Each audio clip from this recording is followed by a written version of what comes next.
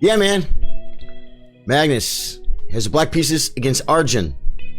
It's Armageddon, folks. I guess they tied their match score. I figured out the bidding on the Armageddon. Someone was asking yesterday what Armageddon is. What does it mean? How do you Armageddon? You could bid from 0 to 15 minutes. Each player bids an amount of time. The player who bids like the lower amount of time. Now I think I already forgot how it works. I think they get to choose their color. I'm not sure. Bottom line is, the way this game works right now, Arjun gets white with 15 minutes. Magnus gets black with like 9 minutes, 10 minutes, something like that. Way less time. But black has draw odds. This is for their match. This is for their match. The winner of this wins the match.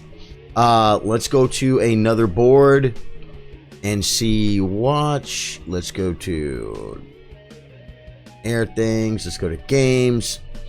And oh, here's the other game right here. Here's Wesley So. Wesley So got white against Hikaru Nakamura. Wesley has more time, but Nakamura has black. If Nakamura can make a draw, then he wins. So the bidding, I thought I listened to them how they bid, and I still didn't get it right. But that's okay. I don't really care. We know that Wesley started with white pieces and much more time. Like 15 minutes to 10 minutes, roughly. We have coffee on. I'm not allowed to drink hot water. Kaylee, how you doing? Guys, I had 2 teeth pulled yesterday. It wasn't bad. But I've only had 1 tooth pulled in my life. I mean, since maybe when I was a kid, if there was an issue. And so I didn't know what to expect. I thought like when the local wore off, I was going to be in like a sharp piercing pain or something weird. And it's just not like that. I'm only sore because they were beating me up a little bit. You know what I'm saying? They're batting me around. Someone took some pliers to my face. But other than that, it really doesn't hurt. I was fine, man. I had Chicken Express mashed potatoes for dinner last night, and they were absolutely magical. Wesley has a better position here, folks. Good evening, Charlie and Chiller's grin. Let's get back to the Magnus game. It's funny because I went over to Courtney so she could take care of me after I got my teeth pulled. It was a joke. I was fine. We watched like a ton of Survivor. Almost a whole season, it seemed like. Oh, it was the one with Ty. Jason and Scott were kind of like the bad guys running the show, and then Ty made a move and broke him up, threw him out, and it was Michelle, I think, that won at the end. You guys know the one I'm talking about? I wish you knew the name of the season. I feel like they were in Thailand. But I'm not sure. Either way, it was freaking awesome. So we did that. Got a good night's sleep. I made some coffee. I'm not allowed hot drinks, so I have a cup of ice already prepared with cream and sugar in it.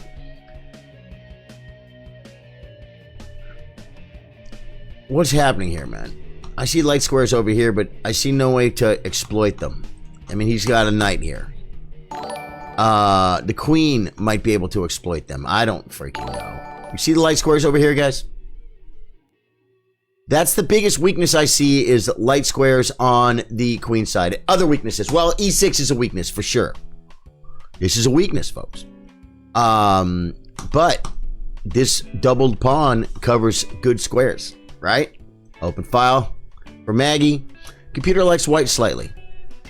Charlie and Chillers, Ben Hallberg, man. Thank you so much, guys. Today I got my shipment. Dave Joyce with the 200 Facebook Gaming Stars. Dave Joyce, thank you.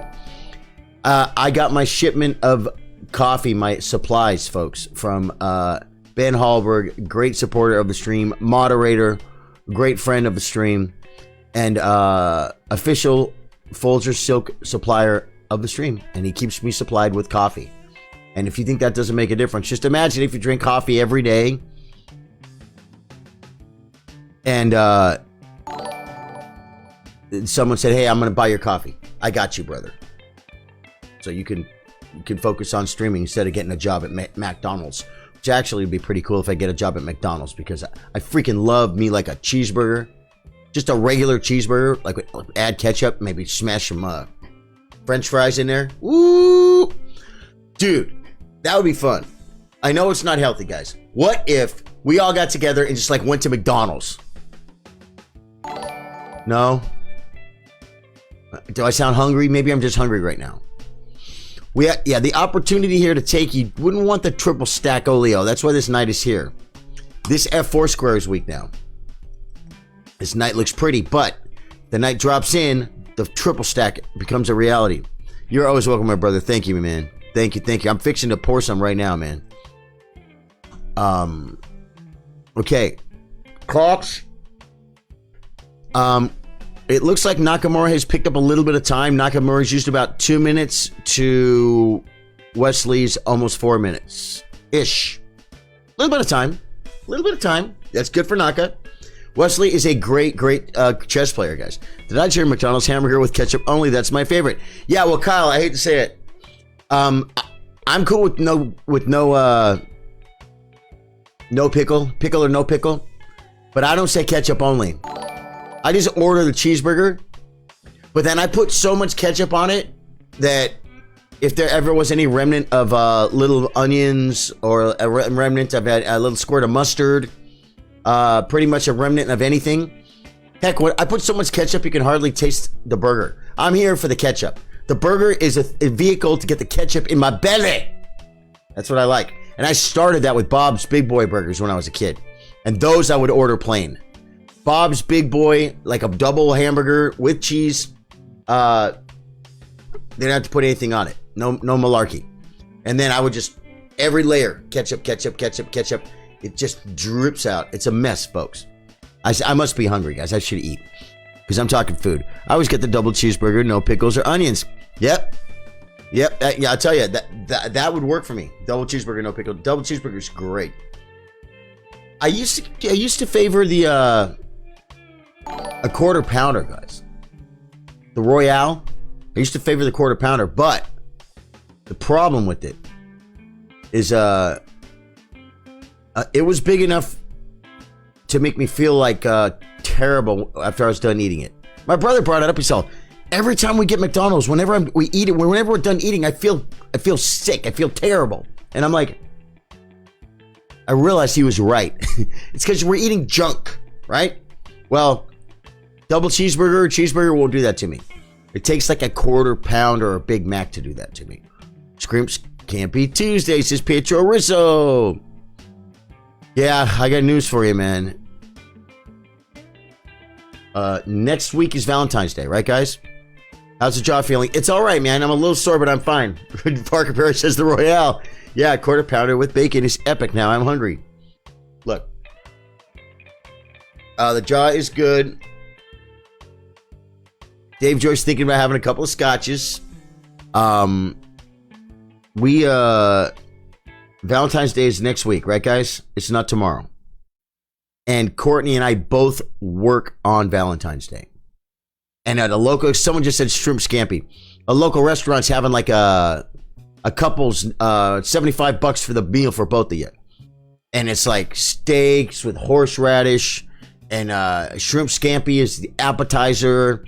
And it's just a nice meal, man, for Valentine's Day. It's a nice sit down meal for Valentine's Day. It's not over the top expensive, but you know, they give you a nice, it's a package. And they book it ahead. You got to book it ahead. They sell the place out. And it's a good meal. It's a good local thing to do for a reasonable price. And we both work. As I do tonight, I have my open mic in Marble Falls, Texas. And she will be hosting karaoke in the same town, just right across the street-ish from where I am. So, okay, they're almost cut up on time, and they're completely equal. So Nakamura has really secured an advantage in the way that the time advantage is gone for Wesley So. More or less. A minute. It's not gone. It's been severely diminished. Okay. And the advantage on the board, the opening advantage of White has been severely diminished.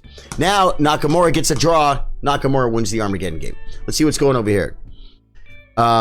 equal. The difference is, well, he just blundered, so that makes a big difference. Letting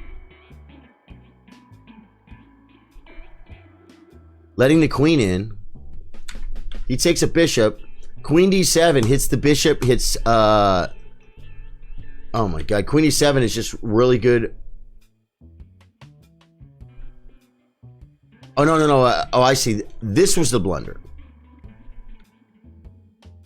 Where's the blunder? Takes. That was a mistake. Right. Magnus grabs. And Magnus is better. Hey, bro. Good morning from the Philippines. Silent Thoughts. Thank you, man. Welcome, welcome.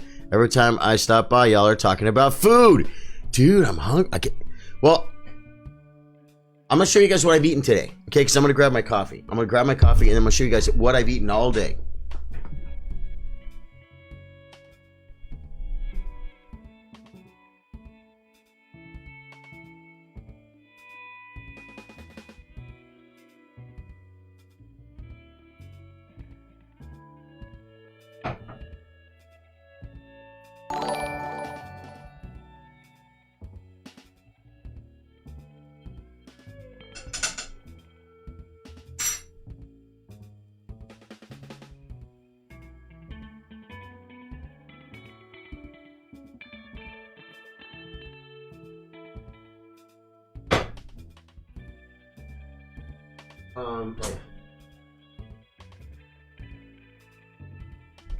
No, the coffee can was covered.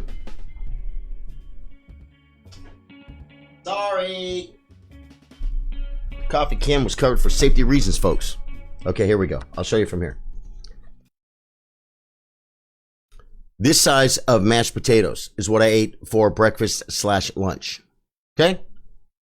You know, I'm taking it pretty easy on the old oral surgery situation, right, guys?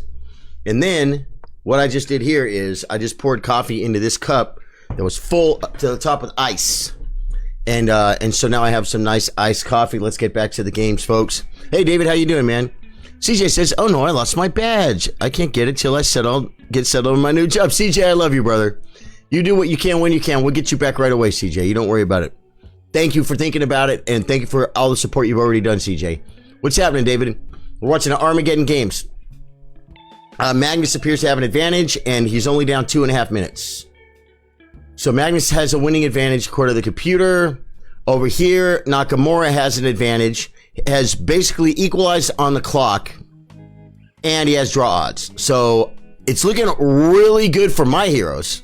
Magnus Carlsen is black, and Hikaru Nakamura as black.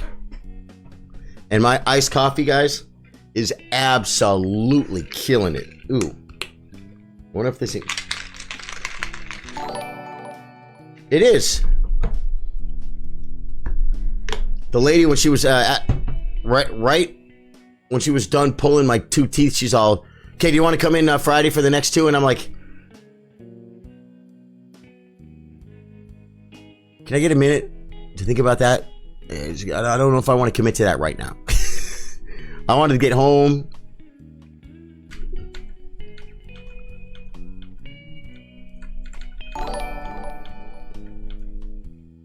Ooh, check. Okay, so he was threatening rook takes knight. Is that right? I'm not sure. All I know is Hikaru's got this under control. The delay is beautiful. Rook takes e3, mate on g2. Oh, the mate on g2. Yeah, that's the threat. That's the threat. Feeding Master David Bassett pointed out. Rook e8 threatening rook takes. If you want your piece back, queen takes. And then check. So he checks first to get rid of the queens. Now, why is black better? Look. Am I not counting a piece? The pawns are even, but this pawn is weak, I guess. Is backward pawn, folks. This pawn, it looks like he literally has to do this. Oh, and it's saying equal now. It's saying equal now. Hikaru blew his advantage by playing a weird move by moving that rook probably.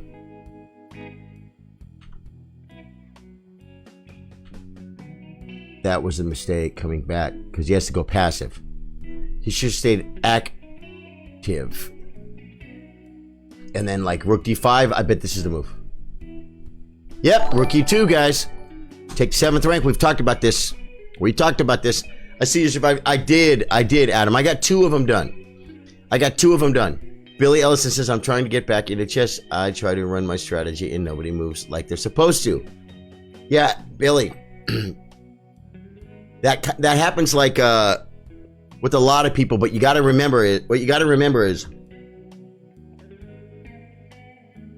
if you learn an opening and you learn all the main replies that your opponent can make, and if you learn the ideas behind the opening and even memorize a bunch of the lines, if they play a different move that doesn't fall into your strategy or your opening preparation, it's because it's just a dumb move.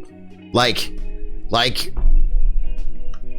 mean, you know, in the opening, if they just play h3 or a6 for no absolute reason, and you're like, that's not the move. They're supposed to take the pawn. Well, maybe they are supposed to take the pawn, but they didn't. So you look at it from there and say, okay, why does no grandmaster ever play that move? Right? Sometimes there's a reason, an outright reason that wins. Sometimes they just play a bad move, and you're not going to be a book. You're not going to be a database. You're not going to always know a move to everything everybody answers. Don't feel too bad. I think some people have over expectations of, I studied my opening traps. I studied my, what's it called? What's the gambit that Eric Rosen plays? I studied my Stafford Gambit for hours. I watched all the videos. I know all the moves. Yeah, and then they just don't play into your Stafford Gambit. And that doesn't mean it's bad. It doesn't mean it's bad. It just means it's different. Sometimes if they go into that line and they'll play bad moves that you didn't study, because it could just be bad. You know what I mean? Makes sense? So chess.com ended up giving me back some points because of the stalling issues. Oh, that's cool. Did you apply for that, Adam, or they just gave it to you? Dave Joyce says rook takes g5 check, right? Yeah, but black is still better. Rook g5, king f7, rook h5, knight takes b3, knight e5 check, king g7. I think because the king is here. See that, like these three are going to be harder to stop, whereas these three are easier to stop because the king is here. That's my guess. I don't know, but am I right? Is that why black is better? Because it's queenside majority? Okay, now I'm probably going to have to reload this game, just to be sure. We'll get back to Magnus. What's going on here? Is it over?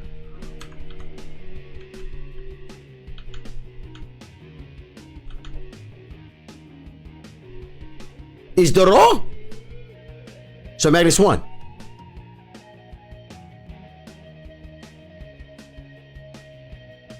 David Best says, I will donate $25 if Magnus Carlsen wins the match or wins the game. Because this game became a draw too. How? Why will Wesley So give a draw?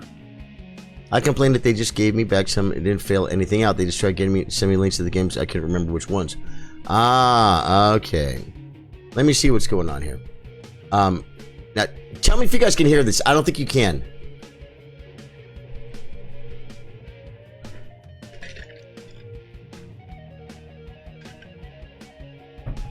Okay. Do you understand what I'm saying? Yeah, these matches are over.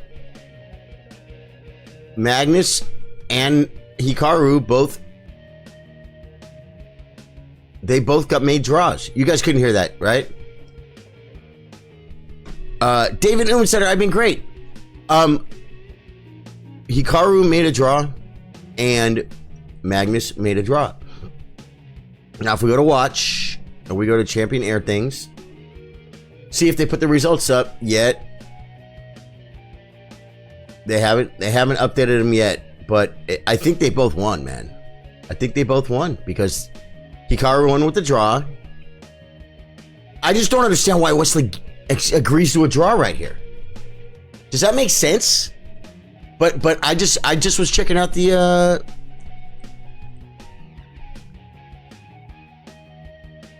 another broadcast.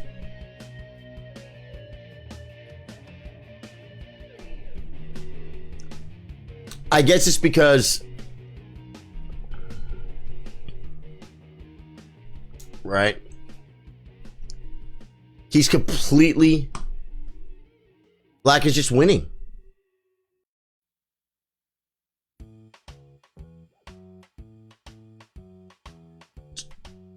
But still, okay, is there any move for Wesley? Attack it, the pawn comes. He has threats. Does he have threats? Does Black have threats? Oh, Black's threatening a check. No, doesn't really do anything. Do you guys understand what I'm saying? How have you been? I've been great, man. I've been great. I went, yeah. It's over. I went and got a couple teeth pulled yesterday. It was a big deal for me because I'm not, I don't go to the dentist every day. I had a tooth pulled probably 12 years ago. One of my wisdom teeth. I should have had pulled out when I was a kid. And the other wisdom teeth, it's time for them to come out too. And it's no big deal. But I didn't know what to expect because I'm not used to going and having wisdom teeth pulled out of my freaking mouth, right? Well, they did it. They did it. And yesterday, and I've got one more trip there, and it wasn't as bad as I thought it was going to be. But I erred on the side of caution.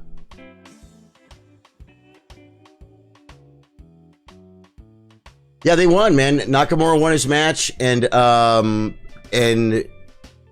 over here, they're not showing the winners here yet. But Nakamura wanted to get his match because he made a draw, and freaking, it just looks like there's nothing left to play for, except for a blunder and staying alive and being in the. Do you understand what I'm saying? I just don't understand it.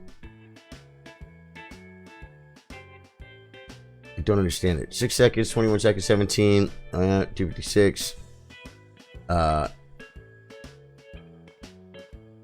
Okay, well, if this is the draw they just played, that makes sense. Because this is the draw. And Magnus would win, but I don't.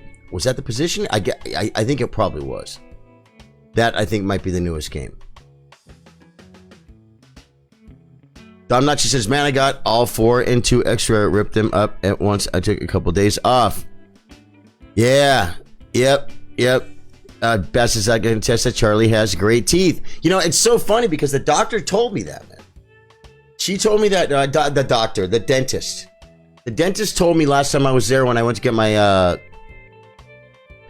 my x-rays, and like I said, I hadn't been to the dentist in 12 years, but I knew something was wrong. And she said, yeah, you got I'm gonna pull out 3 wisdom teeth, and then you got a pretty good cavity in 1 other tooth. And she's like, you have great teeth. I'm like, thank you. And then that was probably 6 months ago, I went in there for that. Then I went in there yesterday, and she's looking at them. She's like, yeah, okay, we'll pull these today, and we'll come back and do the other 2 later. And you have great teeth. And I'm like, I feel like a total failure. I'm like, you're telling me my wisdom teeth have to come out, and then another one's messed up, and you're telling me I have great teeth? To me, that's like a total failure. That's like, that's like I got mated in 48 moves, and so good job. Like, you still lost. Like, a great teeth to me would be, I have all my teeth in my head. You know what I mean? I went to the dentist this morning, Dave Joyce said. Just a 6-month checkup. Everything's okay. Nice, Dave Joyce. Good. That's the way to do it. If I did that, I bet I'd still have all my wisdom teeth. Every 6 months, heck, if I would have gone every year, I bet I'd still have all of my wisdom teeth. Because I would have got a little cavity, and they'd be like, do you want to pull it out or you want to fix it? I'd be like, well, if it's a little cavity, drill a hole and fix it, right? I lasted for a long, long time with these teeth. 55 years, and I still have 55 years old, and I still had 3 of my wisdom teeth. I was only missing 1 wisdom tooth all the way in the back. And don't they pull those like as a maintenance, like when you're younger? Don't they kind of just do that? Like, well, it's time to get your wisdom teeth out. It's like they're gonna rot anyway, like they did for me. But one of them came out when I was like 45, and the other one's got to come out when I'm 55. That's almost my whole life, guys. Like, I'm talking no cavities, no teeth pulled out, no problems. I'm 45 and I'm chewing steak like a boss all the way back to the back of my mouth. The entire jawline, folks. I got teeth all the way back. I'm already like, well, they took this one out about 10 years ago. Now my wisdom teeth are going to be back. It's like, how am I going to chew meat? I think that's how everyone does it. You just do it with the next tooth up, right? I think I'll be okay. I expect too much. You know what I'm saying? Okay, this is over, guys. I don't think they're gonna show us the they're gonna improve the bracket. Yeah, they did. Oh no, they did. Yeah, this is it, man. So next up, guys, the winners final is Magnus versus Hikaru. And the winner of Magnus Hikaru, we got to get some losers action going on. So has to play Alexei Sarana, and Arjun has to play Gukesh. 2 great up-and-comers, man. And the winner of those matches will play the loser of Carlson Hikaru. All right? And then the loser of Carlson Hikaru gets to go to the loser's side and wait to come back and play again. Yeah. I think that's how it works. So let's get to the schedule and find out when these next matches are.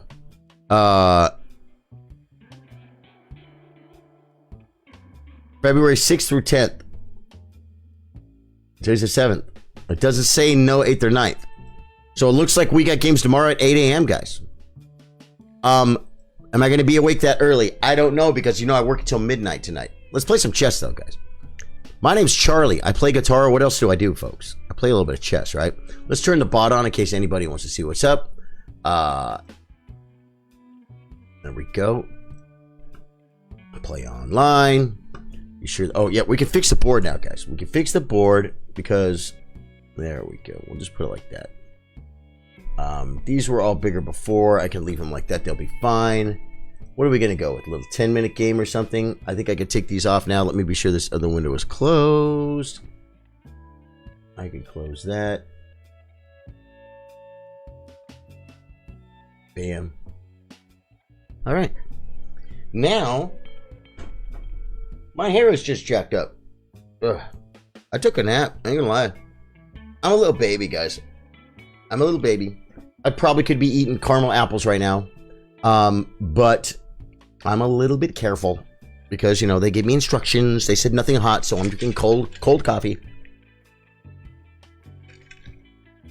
Which, by the way, is really good.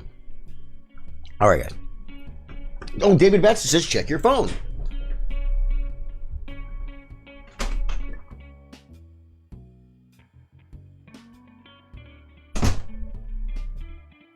Oh my goodness, folks. That happened so fast. We start the stream. David Bassett walks in and says, I will give $25 if Hikaru wins his match and $25 if Magnus wins his match. And then, by the time I read it and check the games, Hikaru won his match and Magnus won my match. So David Bassett says, go Magnus and go Hikaru. Are you kind of like me, Bassett? Are you rooting for Magnus and Hikaru? That's what I'm totally looking for.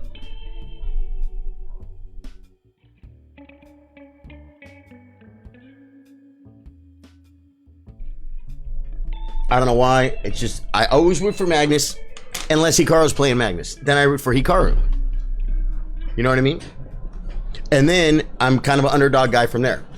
So like sometimes if there's just any kind of underdog, I'm pretty much always I'm just an underdog guy, man. I really am.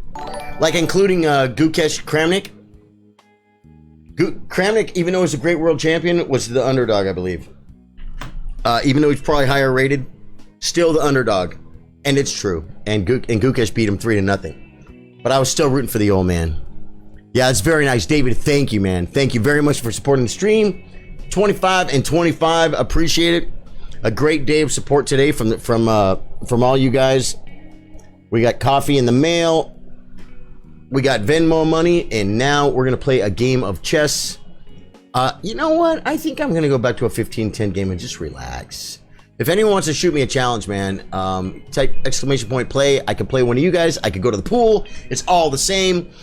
We could have new people coming in. I'm off sides right here because of the board from yesterday. I can move this a little bit. Come on. Bring it. There we go. Just center me up a little bit.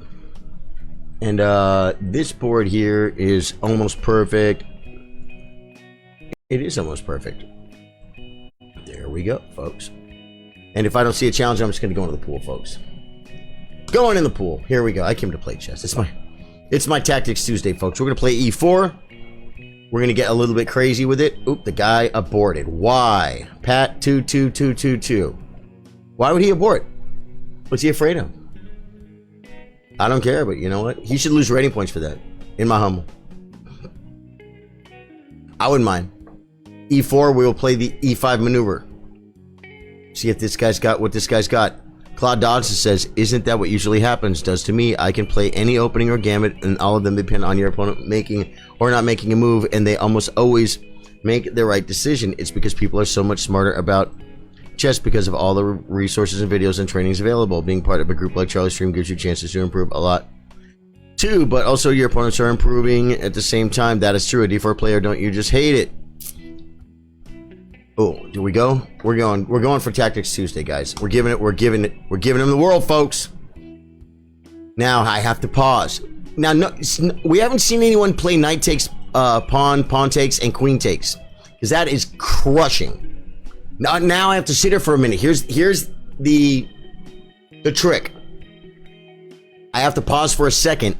So, because if I play G6 right away, he'll think like, oh, what did I do? So I wait, and I play this, now he'll take, and then I'm going to look and go, oh no, I'm losing my rook, right?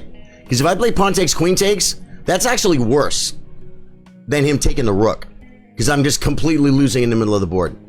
And we haven't seen it in so long, I would expect him to take it. It's just the odds. You know, you never see it, because it's just so bad. It's so bad. I don't remember the move either. It might be this move. That would be funny. Rook A6, queen takes check, and then and then rook E6 winning the queen. He's thinking, guys. He's thinking. No, take the rook, Bart. Take the rook. That's what it is. Okay. He didn't like E4. Now, if he takes G6, sadly, I have to just move, because that's my only move. And then like bishop C4,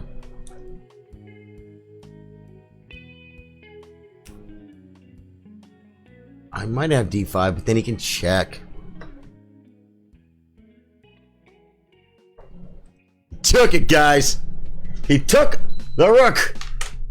He gave us a minute too. I want to open with D4, but I need to get a bit better of my openings first. Yeah, I just think that beginner players, you need to understand that in the first 10 moves, what is it, like 10? See, that's not a bad move, guys.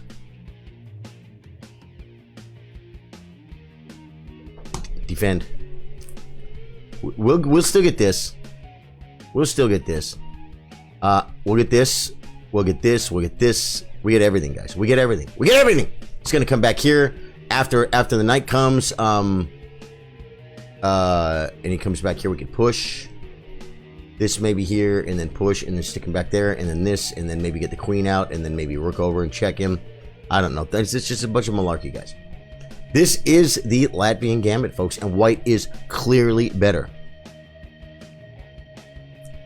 But we played the maneuver.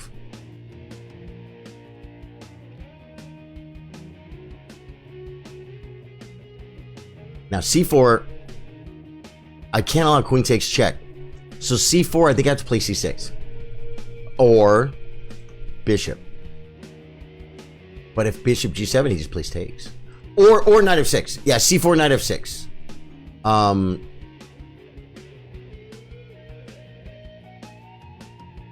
What is it? Is it c6? I'm trying to remember the move, guys.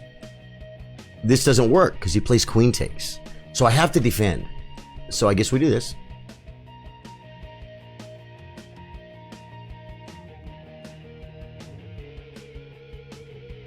I don't remember what to do here, man.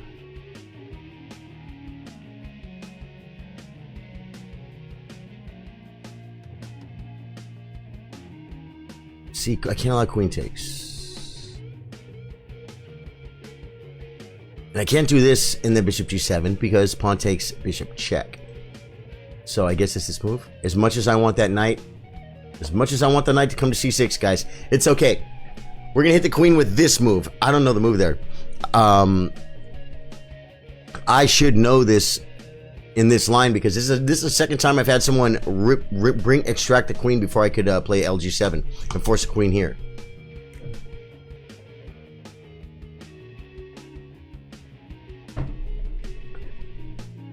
You want open with d4, man. Opening with d4 is a great thing. I opened with d4 for a long time, man. Back in my lower ratings when I was playing rated tournaments, I won a lot of games, a lot of very, right? Now I think we do this, right?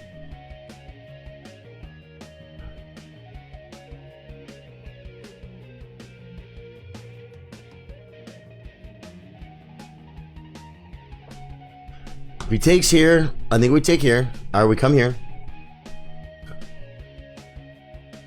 Then if he tries the malarkey, I also, no, I don't have a check yet. I don't have a check yet. If he takes, I want, see, we really want to get the rook, right? Now I can do this.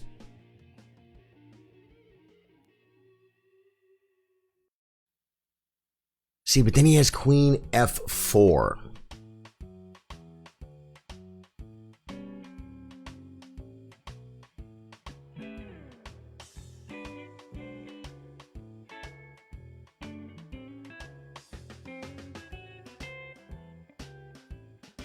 Just hit the queen.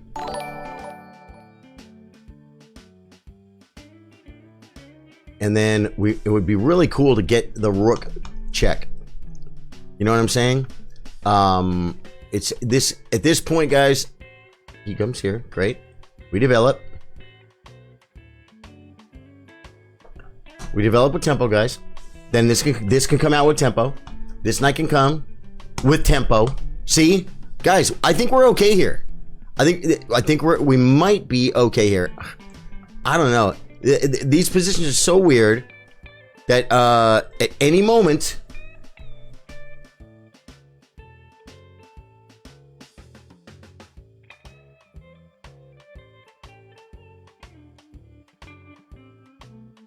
Oh no! It goes like it goes attack the pawn.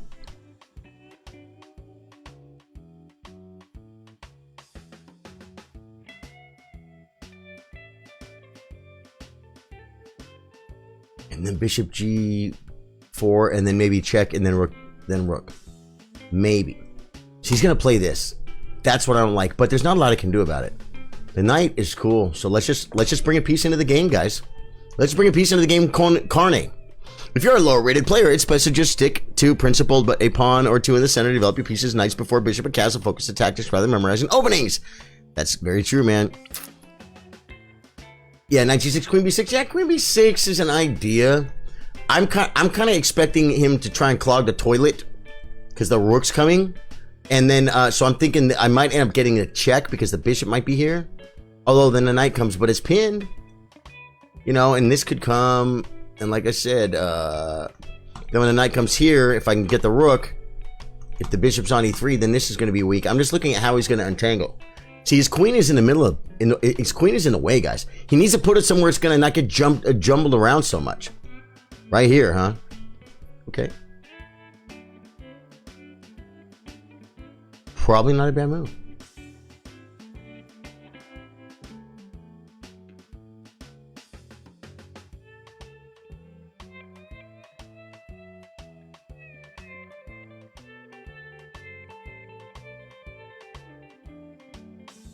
He's gonna play bishop e3.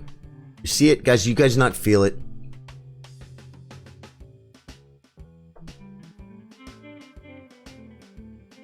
I have to be careful for checks and stuff. Guys, it's possible. It's possible. Black is better right here.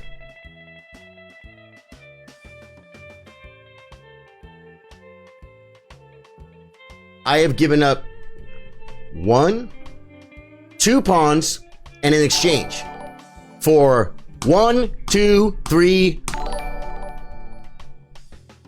I mean, his queen is here, right? Now the check. The check doesn't work because he'll.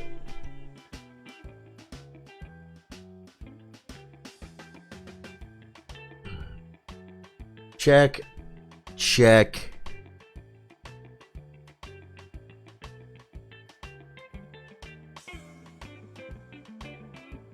And then, could this be a move?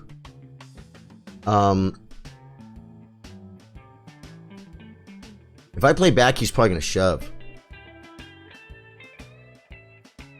Then I could take and then maybe check and then check.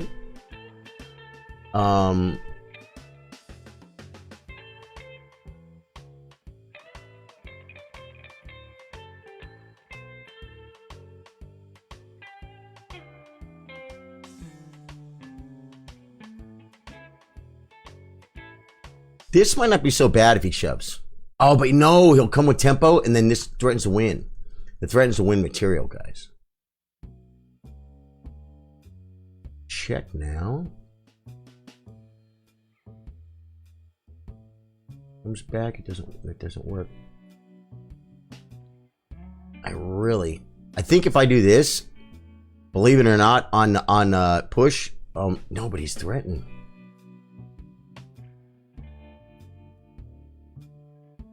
I might have to do it, guys. I might have to check and rook check and then do something with the bishop and then try and save the knight. Oh, no, but check bishop and then check bishop.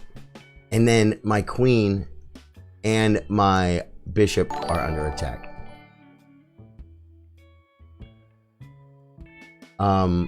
Rook takes, king takes. There's not enough. Oh.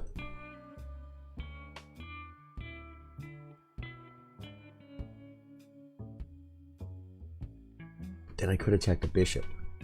This is pinned. And if he defends this way, he could defend this way. There might not be enough here to save it, guys.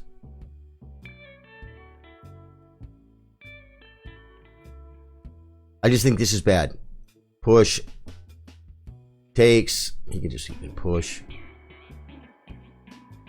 That might not be the best way to do it, though. Takes. He could take back, and he's threatening my knight. Then I have to play back. So that's probably the move. That's probably the idea, guys.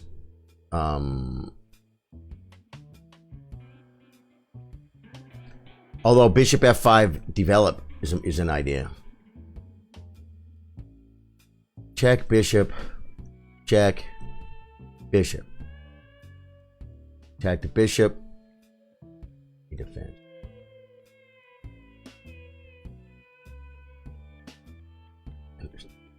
There's nothing here, man.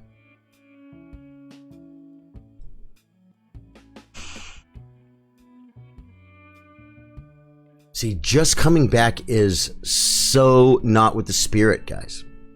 Do you know what I'm saying? That's the problem. That's the problem. Coming back is not with the spirit of the opening. I could completely get... This stops my check.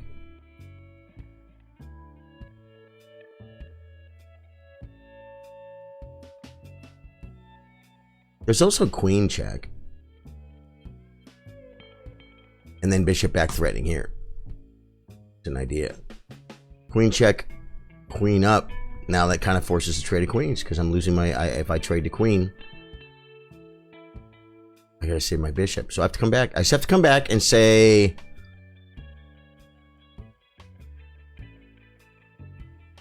We're playing chess. Now he could shove this and make this threat, but then I just have to play king back. Right? Yes, 93, but let's say deal. Knight h5. Knight h5 is a move. Knight h5. Queen takes king. Knight h5 is illegal. If you mean knight a5, he just takes my bishop. Oh my god. I don't want to pre-move that. Okay, we need to get all the pieces out. Queen b6 could slow him down, and he's probably scared. Like that's one good thing about moves like queen b6. He's like, I can't give him a pawn. You know what I'm saying? Okay, good.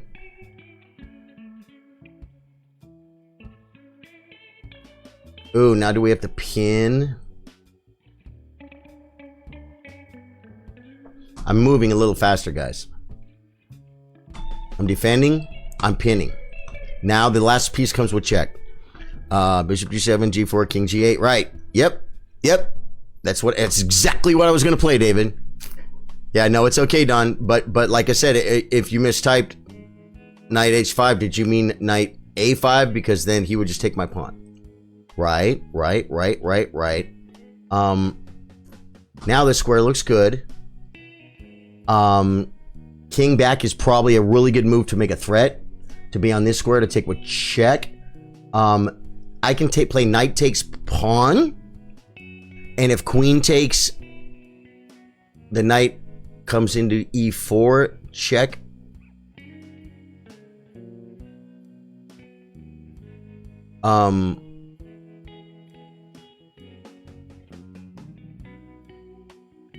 Winning some material. He's gonna have a lot of material for the queen, but I'll have the pair. That's a wash. That's a wash. I think that's okay. I think I'm supposed to take this, guys. Sadly.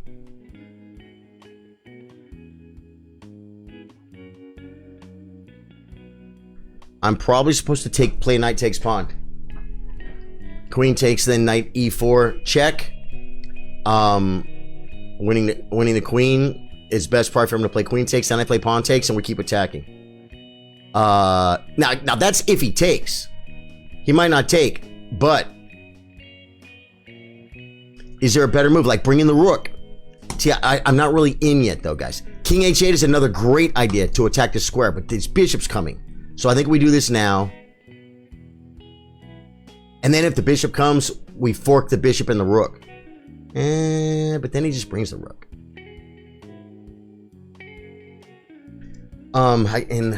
Okay.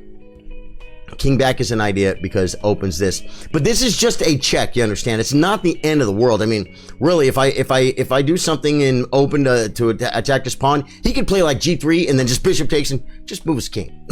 You know what I'm saying? So I think we need to take this now and throw him off. I'm doing it. I'm doing it.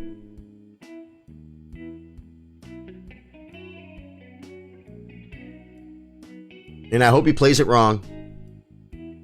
I hope he plays it wrong. This is an idea. Oh, no, check. This is not bad because I thought the rook could come here, but it can't. It can't.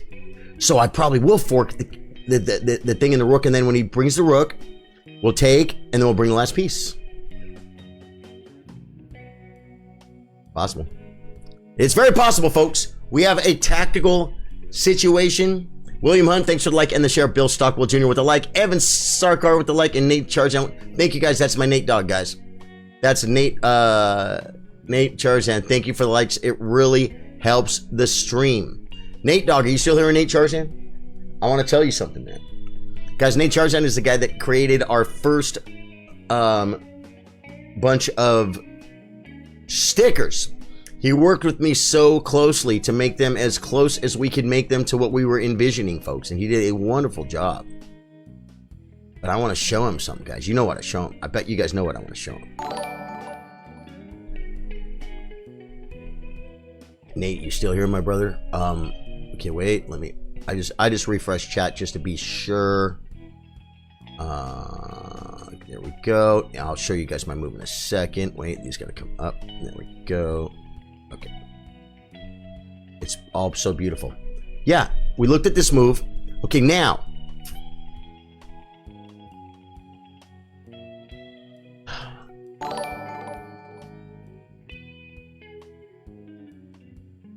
I don't know if this is the move.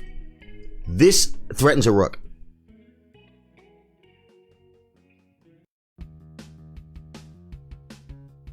And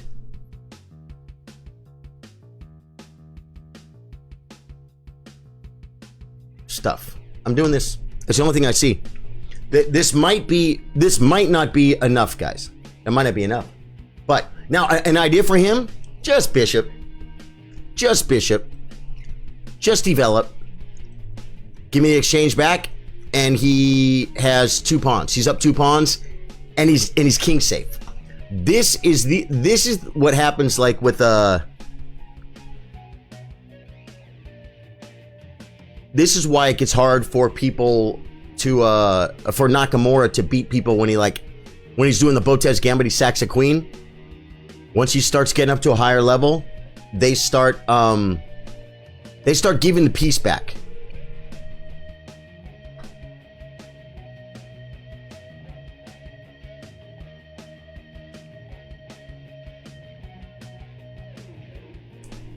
Ooh, wait. This check might be better.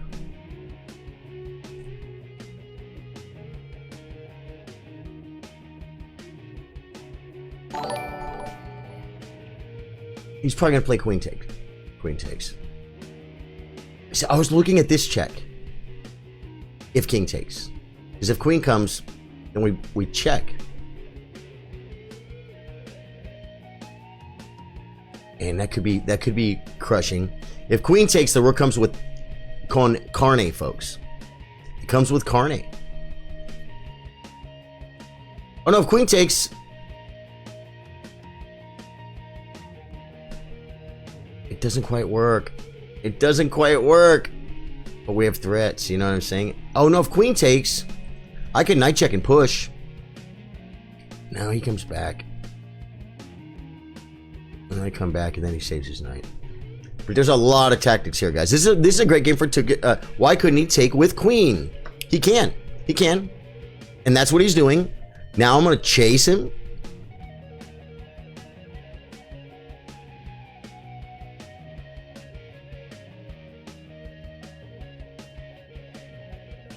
I'm chasing like Jason, folks.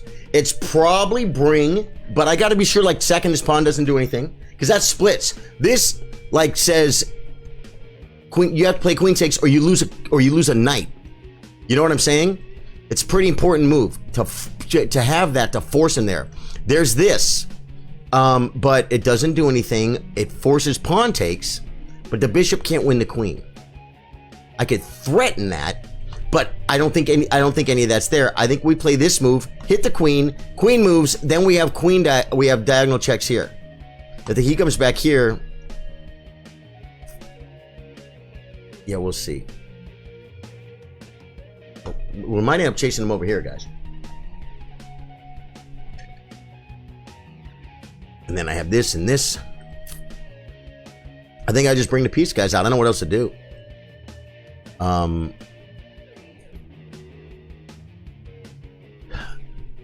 Takes. Oh, knight check. So I'm winning material.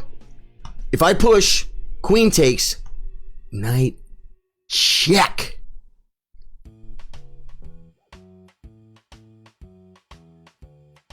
Pawn takes, bishop takes check. Knight check, king moves, bishop takes queen. Push.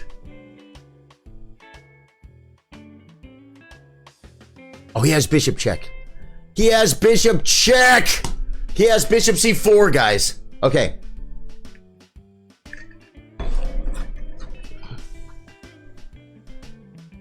Push. Bishop c4 check.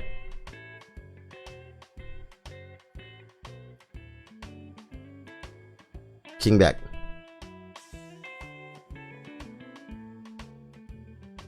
I'm attacking the queen. And then if queen takes, I say check. And if he's still gonna have a lot of material for the queen, but I think this might be the move. Okay, so now the question is, do we trust our tactics here? Bishop check, I think, is probably best. Come back here, and that makes us on unprotected square too, which is really cool. Then we're threatening this. Or do we play rook? I think I still do this. I'm gonna do it. Another idea is just, no. Bring the last piece. It looks good, but I think it's time to cash in, guys, because I think this wins material. I think it wins material, and I think I have no choice. I think I have to win it while I can, guys. Rook over. Like I said, if he comes somewhere like this, it's check, wins. Rook over. Queen comes here. I could check. Or I don't bother. I think I played... No, I think I do. I think I'd play check and force him here. And then maybe... king back? With this threat, he can't play this move. He would have to move his queen to stop the check, but then the check is brutal because that's a knight, and these squares are covered, and he could be getting mated. So this could be the move, guys. The thing is, let's just say he comes back here. Okay. I mean, oh, I could check and force him here is a beauty.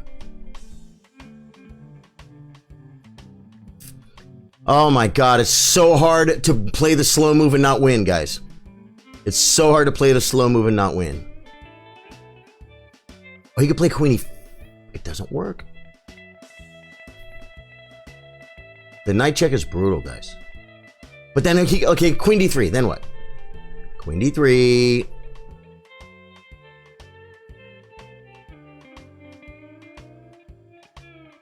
Check forces him there, and I think he's in trouble. Sorry, guys. Sorry. I did the responsible grandmaster. This move is the move that says it's plus 4.6. And I'm going to move the rook and make it plus 5.2. That's what this move says. I don't know if it's true. This move says... Well, no, when I say plus, I mean I'm up. This move says right now it's -4. And after this move, it's still -4. But pushing says, I think white is better, and if I trade down, I can make a draw. I can win some material back, right? I'm not looking at chat. I'm shutting it down, folks. You guys know better than I do. Because it's all because of this check. If he comes, this is the only square he can come to stop the check. And then I fork and I win a queen. So I come here, forces him here, guys. There's a lot of threats. He comes here. Okay.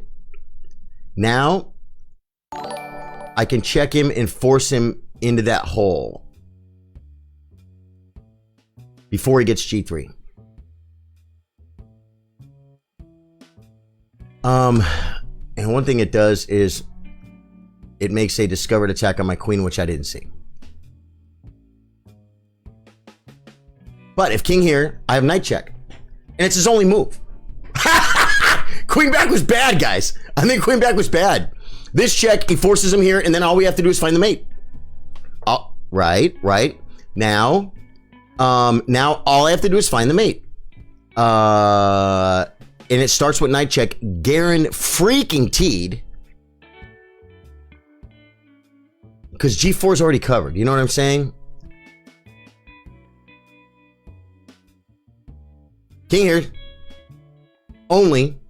And then bishop here wins the queen.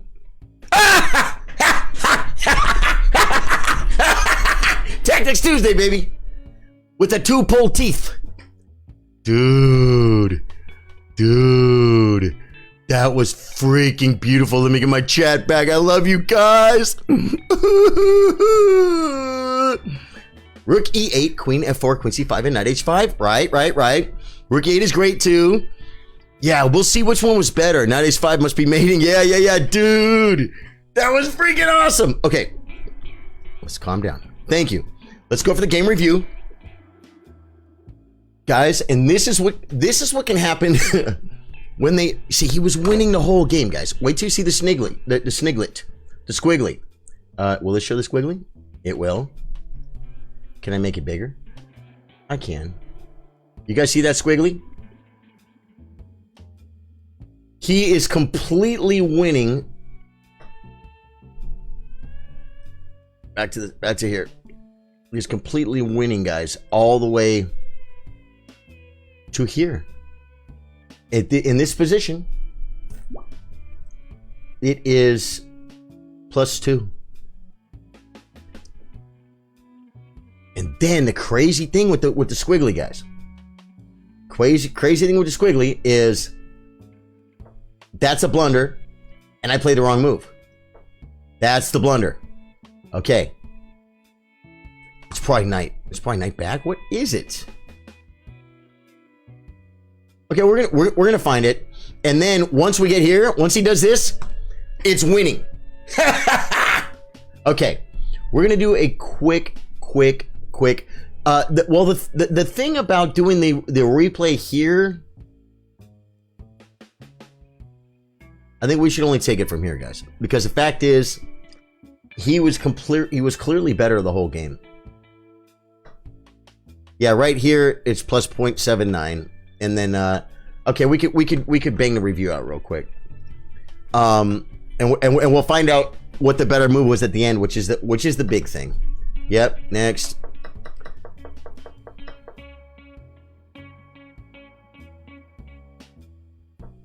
It wants me to go here, and why didn't I? Why didn't I do that? Oh, because I was just trying to like gain tempos, man. You know what I'm saying? Yeah, I'm supposed to just take. Okay. Either way, next. Your opponent was better off, but now they have a winning advantage. Retry. See, the thing is, I'm losing. And I can't play the best stockfish move. You know what the best stockfish move will do? It will make me lose in the least amount of moves for checkmate from where we are right now. Instead of mixing things up and giving me a chance for a human to make a mistake. You know what I'm saying? That's a drawback that stockfish has. Is he plays the best move, not the best move for chances. Okay, now, I have an advantage here. What is the move?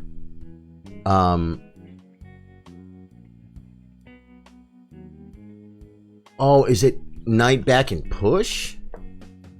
Knight f5 is best. This move puts a knight on a safer square. This is the only good move. This was a game-changing move, giving black a winning position. Show the moves.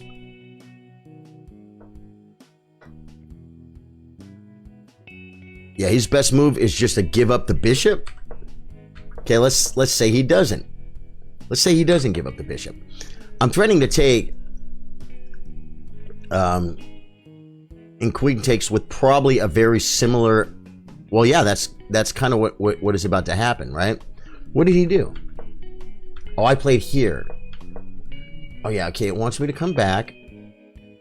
And then what if g4? g5. Oh, I never considered forcing his pawn, guys. Look at that. I didn't see this tactic, guys. Hey, you're going to play Hogwarts. I think you'd like it. Yeah, I believe I'm going to play Hogwarts. Did you guys see this, David? Look at this attacking theme in this position, guys. Is play you attack the pawn, man. Well, yeah, it was saying g4. It was saying g4, but the idea is you attack the queen, force it here, and then do this, and now we got x right here. And his best move is takes. And probably here. Nope, h3. Amazing.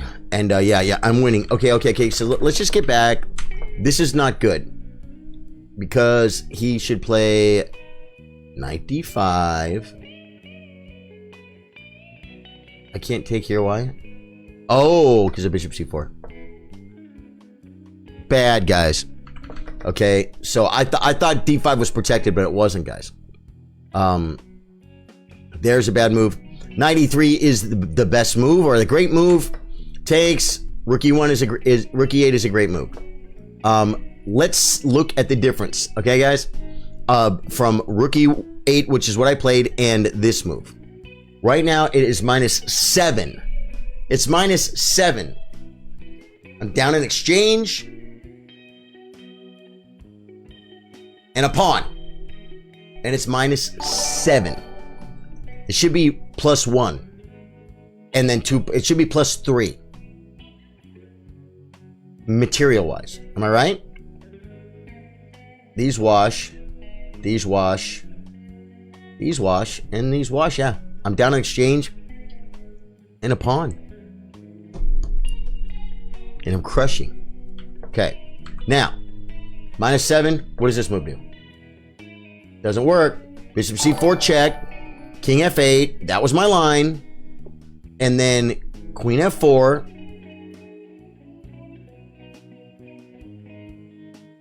Takes. Queen d6 check. Oh, I didn't see this. Now he's knocking, folks.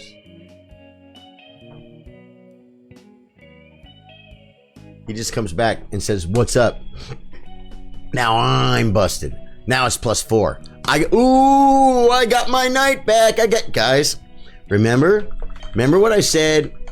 I was torn between bringing the last piece or saying, "I'm sorry, sir. I'd just like to try and get some material back, please." But the minute you give up the initiative, man, the minute you give up the initiative, this is only move, guys. And then he comes here, threatening this square. So I don't have to take, but it's the best move. And then this, and then here, and then this, and now, and then here, and he just comes back, comes to safety, and he's just winning. Yeah, rook c8. Wow. Hopefully, if I can get this in and get my rook over or something. This bishop's hanging. Yep, I'm losing, guys. Guys, so bringing the last piece was better than cashing in, and that goes with the theme of you sack a pawn. Geary said sack a pawn. He's all, it's no big deal, sack another pawn. Yeah, queen d6 was everything just completely turned around, and it's about the initiative, man. It's about keeping the initiative.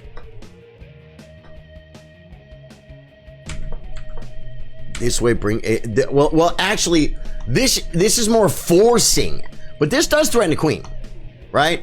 This threatens a queen and a knight, and threatens to win a knight, and actually, this does make it possible for me to capture the knight. But like I said, this bishop's unprotected, and it's bad. I brought the right piece, guys. I'm so proud of that. Now let's see.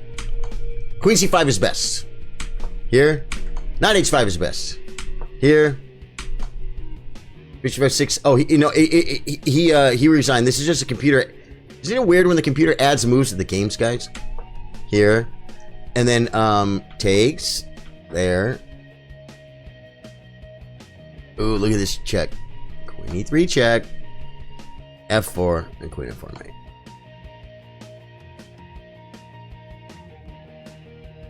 Oh, because he could have come here. What's wrong with the? What's wrong with this check?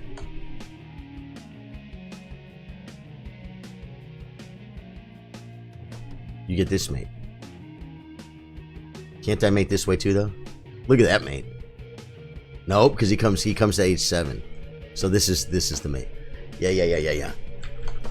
Dude, that was a freaking absolutely sick. Now I did see a challenge. Someone challenged me earlier. It was Austin. Was it Austin? Did you want to play? Man, hey, 1700, folks. We are rated 1700. I do not see any challenges. I can wait a minute for one. If not, I might start pulling up a little faster game, like maybe some 3-minute or something. See if we can get our 3-minute rating up out of the gutter, man. Dave Joyce sound Bishop C4 check. Did he?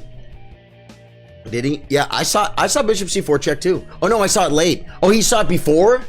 He saw it before? Yeah, I saw it before I played the move, man. What is that? Before I played D4. And that's why we chose to bring the rook instead. Because yeah. Yep. I think I saw it, right? Yeah, I did. No, I saw it because I saw D4, Bishop C4 check, King F1. But I didn't see the quiet Queen F4. And then DC, D4 takes C3, and then the Queen D6. I didn't see that. That was beautiful. Headshots rated 369, 10-minute chess. It's rated. I'd love to relax and play a 300 player, but I just hit 1700. It's got to be unrated, buddy. Unrated. I thought you fell out of it, David, with King F8. I didn't see the Queen D6. Yeah, Queen. I think it was Queen F4 first, right? Will Gardner, thanks for 145. Okay, guys. Man, I totally would have played that guy, but he challenged me rated, guys.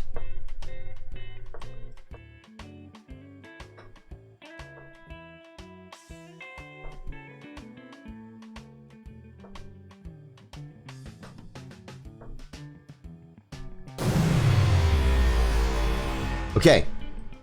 Is this the move? Do we do this now?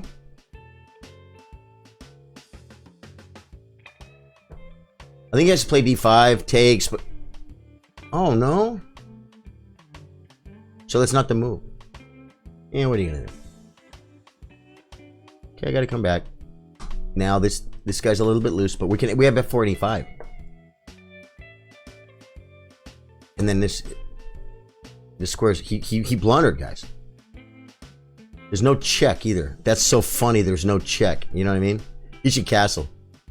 Yep.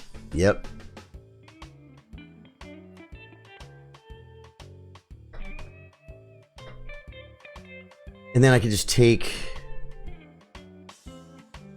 this. He's attacking my pawn. Now, we want a piece, right? Oh, he's threatening. No. I just play knight's move backwards. Right? Yeah, we're up a piece. Oh, man, love it.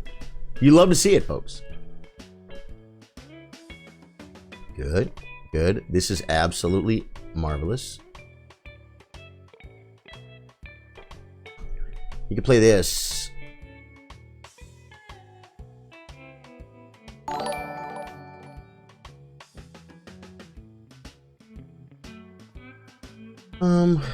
I come here, he comes there.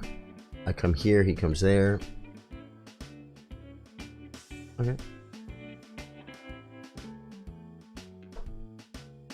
H6 attacks my pawn, but I take this one. Oh no! I might pile up. Really? Oh my God, he's winning exchange. Okay, we'll take this. Now, can I play check or play knight takes? I'm doing it. It's a 3-minute game.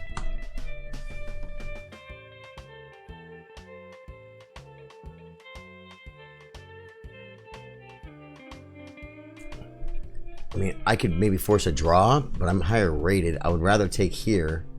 Then he pushes. I could come here and maybe hit this square. I probably blundered this away, guys. I probably blundered it away by doing this, but it was fun. Will Gardner, thanks for the 145. And Dave Joyce, thanks for 200. What do you do? He takes that way. Good. Now, this is pinned, and we're getting it, so we take this. Oh, no, here's check. No, it's okay. I take check. Right. Now I win. that. Dude. Okay. Now I can say check and take the knight. And I'm only up 3 pieces, guys. 3 pieces for 3 pawns.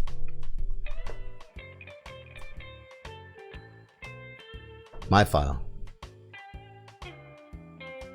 Wow.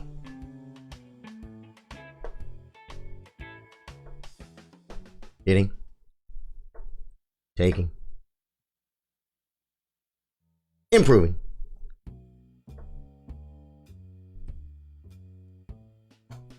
Telling. Forking.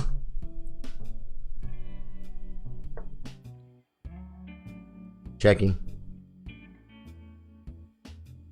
Mating.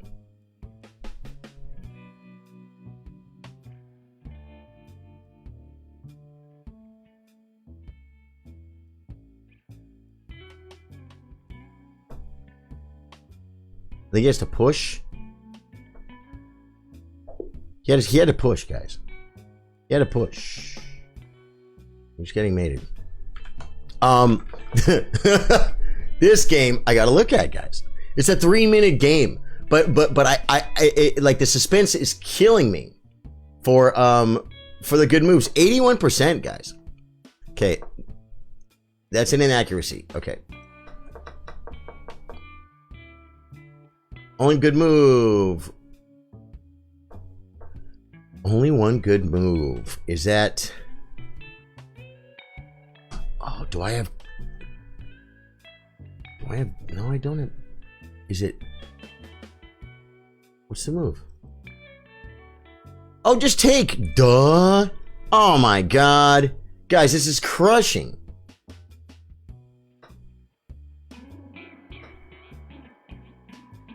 Oh my god. Okay, next. F4 exclam.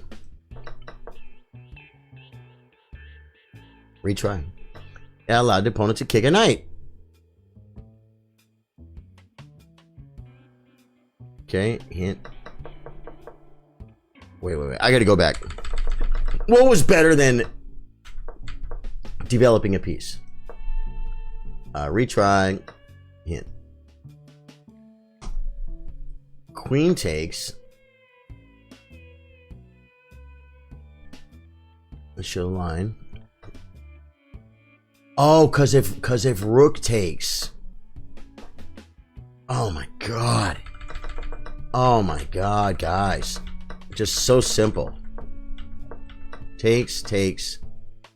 Don't develop. Queen takes, because if the rook takes, he abandons f7. If the bishop takes, we trap the freaking rook. It's so crushing. See, this is why it's really good for me to go over this. It's a blitz game. The quality is trash. But I have no idea how crushing this position is to where, like, because I'm on f7 twice, the rook is overprotected. Therefore, I have to stick with the bishop, and then I can trap the knight or the rook, and it's just like it's totally better for me, which I didn't realize. Okay, back to the review, and let's get to the little further on. That's blunder. You missed a really nice but hard to find movie. Only had one good option. Or you permitted the opponent to kick a knight or retry. I'll just come back. That can't be the move. I should have looked harder. I'm just guessing. Ooh, poorchess.com. It's thinking really hard. I saw too. I think you saw that. Did you, Don? You saw queen takes queen?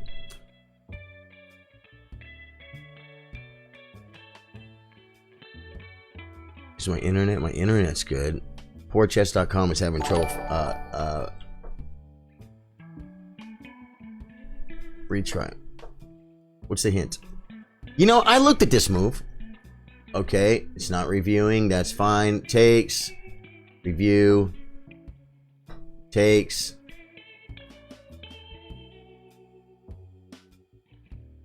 Oh, no. Review. It's rook takes. Best.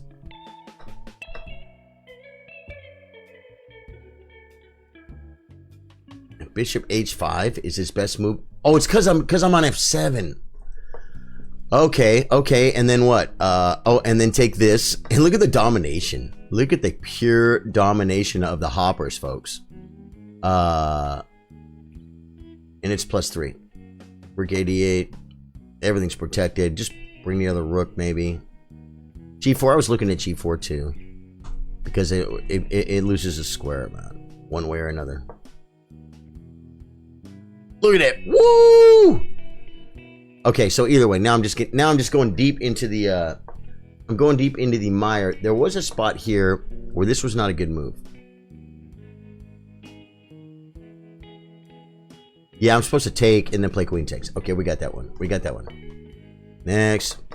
See if there's anything better here at the end. Excellent, and then it's over. All right, man. Dude, that was a good game, but I'll tell you, it was a blitz game against the 1448 though, right? The much better game today for Tactics Tuesday was the 1510 game against the well, he was 1591. The guy's a little bit low too. That was a freaking brutality though, man. Dante McMahon says bishop takes knight and all the king's horses, all the king's men couldn't put Humpty Dumpty together again. Yeah, that was a great game, man. That was a great game. It was exciting, but it was, like I said, it was just a 3-minute game, man. I just somehow, I liked what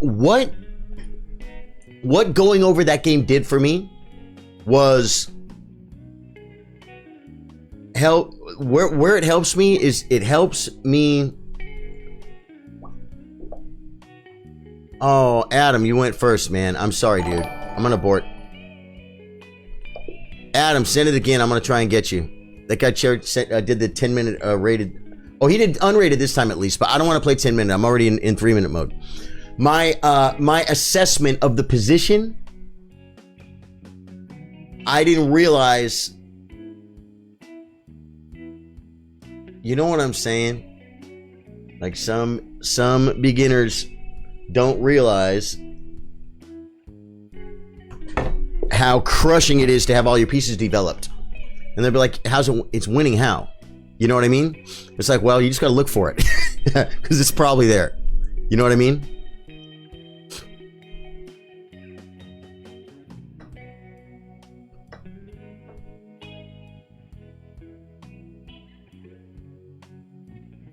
Not a horrible move. This knight's in a weird square, guys.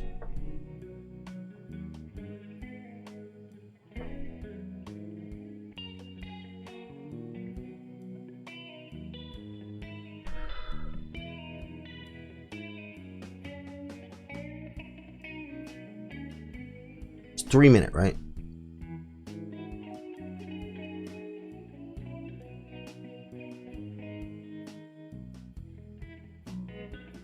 Just developing castle, man. Just developing castle. Right? Now, I could almost maybe sack a pawn, but I don't think I need to. Oh, no. I think I do need to. I think I do need to. I just sacked a pawn, guys. Well, I probably already sacked one, so am I down 2 pawns now?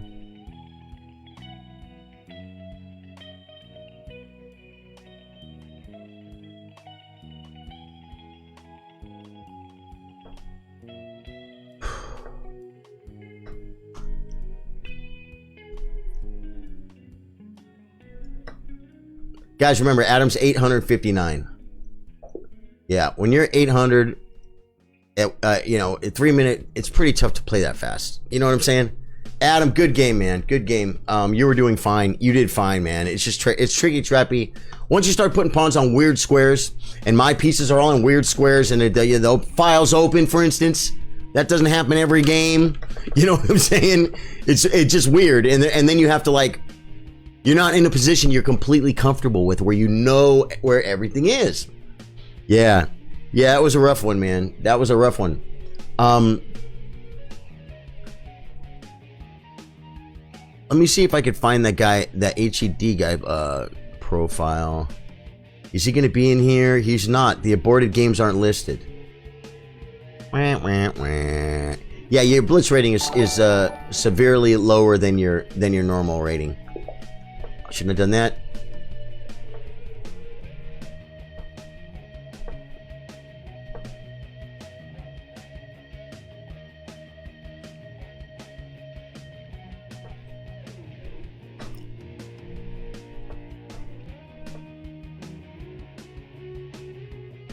Huh.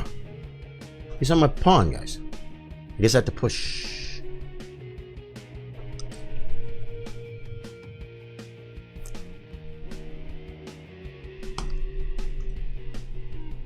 He made me. Okay,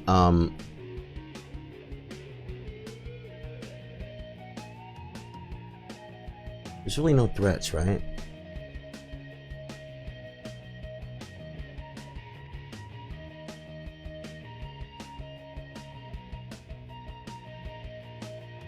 Just castle. Just castle. C3. Well, yeah. There's really. I don't think the knight's coming here. But I like C3 to connect my stuff. What do you do? What do you do? What do you do? You do what? What?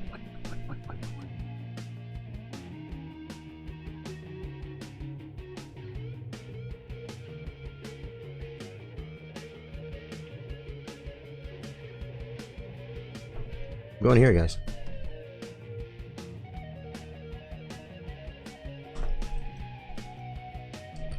It's a blitz game, guys. It's a blitz game.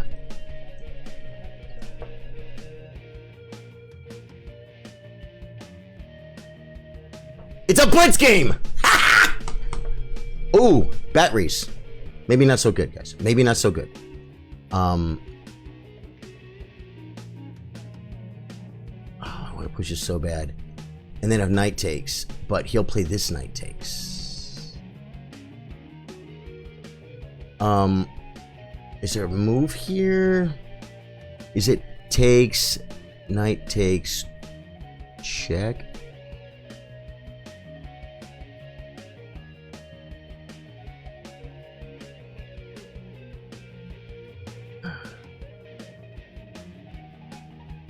Takes, knight takes, check. Oh no, it doesn't work. That doesn't work.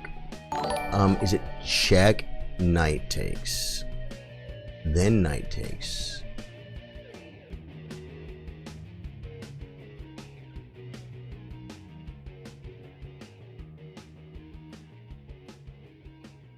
I don't think there's anything here, guys. Yeah, I'm gonna lose on time. He said resign. The guy says resign. It's like, no, I'm not gonna resign.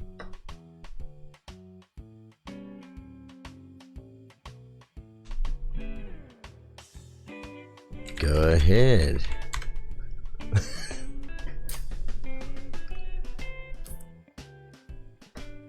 Right now, I'm gonna threaten the knight and then mess up. You can come back, that's fine. I'll come here. Oh wow.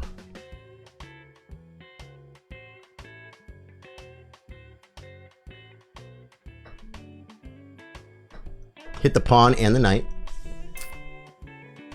I think I'm winning. Oh no, he has to defend this way. Then we bring a rook for a lift, but it's really to defend this thing too.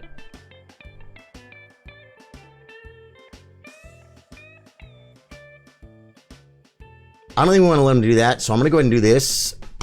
Queen over is not an option because of my pawn.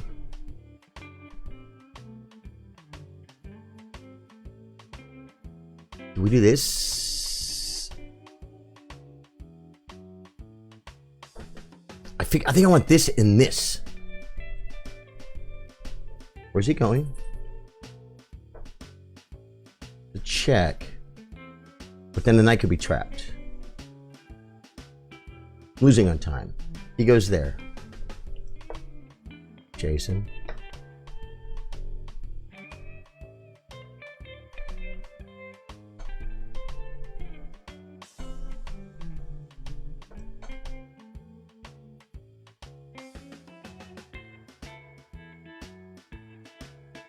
I'm out of time, guys.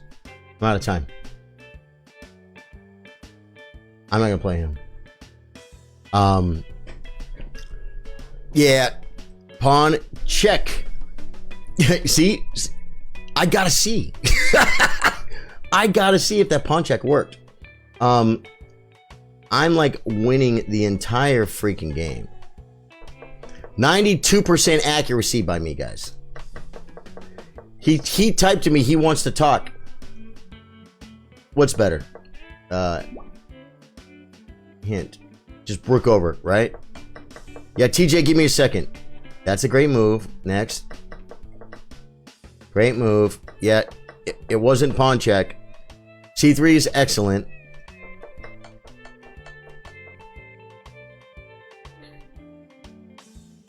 But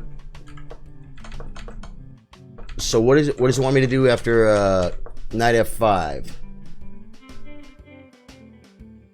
Queen e5 defending the pawn. H4. Oh my god, guys, this. H4, H5. Oh, he could come back though. Queen d8. Right, Queen e5. He could play f6 and lose this if he wants to. Knight g7. H5. We're threatening here in mate. H6. Rook fe1. This is just... We're just better, guys. We're just better. He does have this move though, f6. But yeah, I don't think there was anything in that position, Dave Joyce. Here, bishop g5 is best. Castles. Isn't that great? I'm so happy I found it. I just looked and looked and looked and looked and looked and didn't see anything. If check, Queen d7.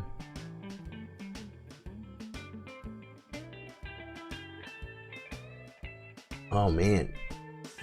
Queen takes, I guess king takes. He'll end up being okay.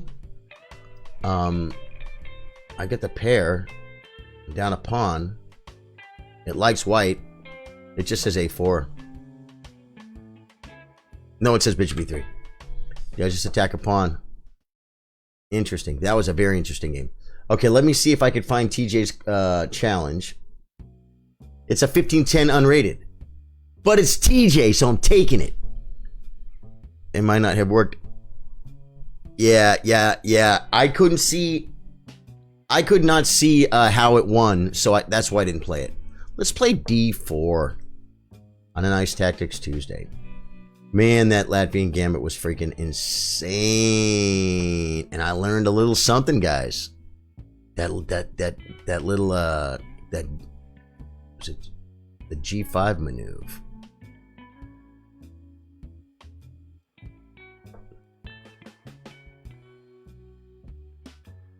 It's a Queen's Gambit, folks. Call me Beth freaking Harmon if you want to.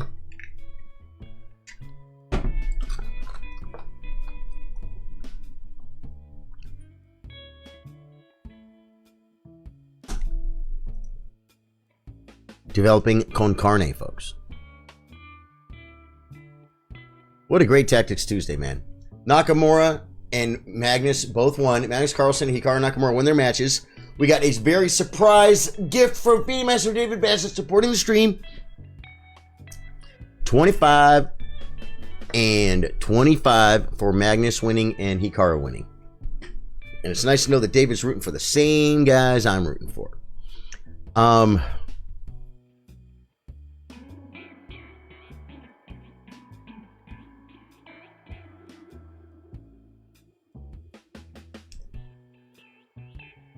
I think this is the move, guys. Why E3 instead of E4? I'll tell you exactly why, Don, and you're going to laugh. You're going to laugh. It's because I'm just not prepared. I'm not prepared for when they try and hold a pawn. In what position? Just right here? Yeah, if I play like E4, I guess they can't do it now. So they would have had to do it right away and maybe played A6 or C6 first. There's just lines where when they play A6 and B5 or C6 and B5 and try and keep the pawn, that Queen F3 is the trap. And so as a rule, I just because I haven't memorized those lines, even though we were nowhere near that line. I just play E3, and then I always end up playing Knight F3, castling. And Rook E1, and I always play, and then E4 it comes and it ends up being the best move. For instance, right here, it's probably the best move.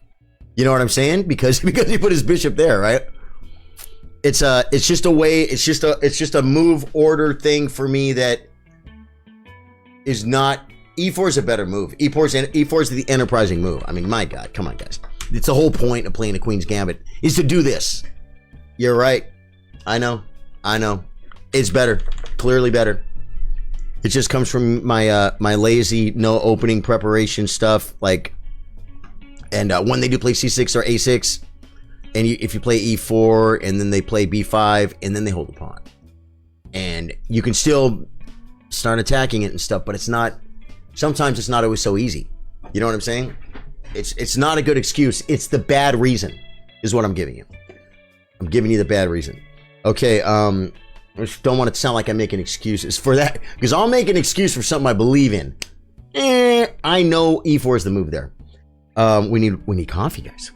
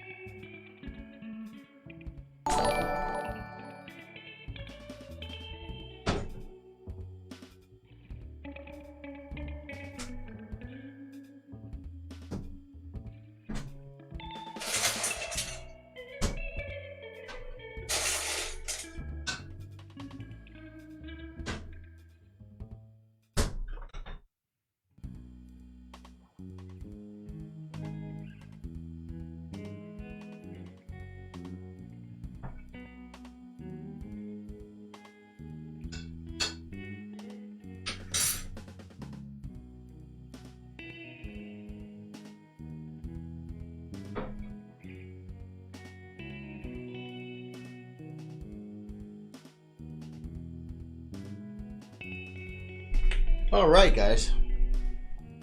What does he play? He plays the ever popular A6 maneuver. Now, this is what I was talking about earlier. Let's say every move here is a book move. You're like, I memorized this as white.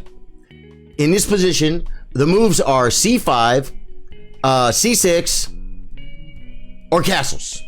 And then on C5, I play castles. On castles, I play B4, bishop B2. And he played A6. And you're like, wah, wah, wah. He played the wrong move. He's not playing into my trap. I know. And TJ, don't take this wrong. I love you. The computer might even say it's the best move. I don't believe it for a second. This is a wasted move. It doesn't do anything. I mean, it might keep my knight out of B5. It could be a move.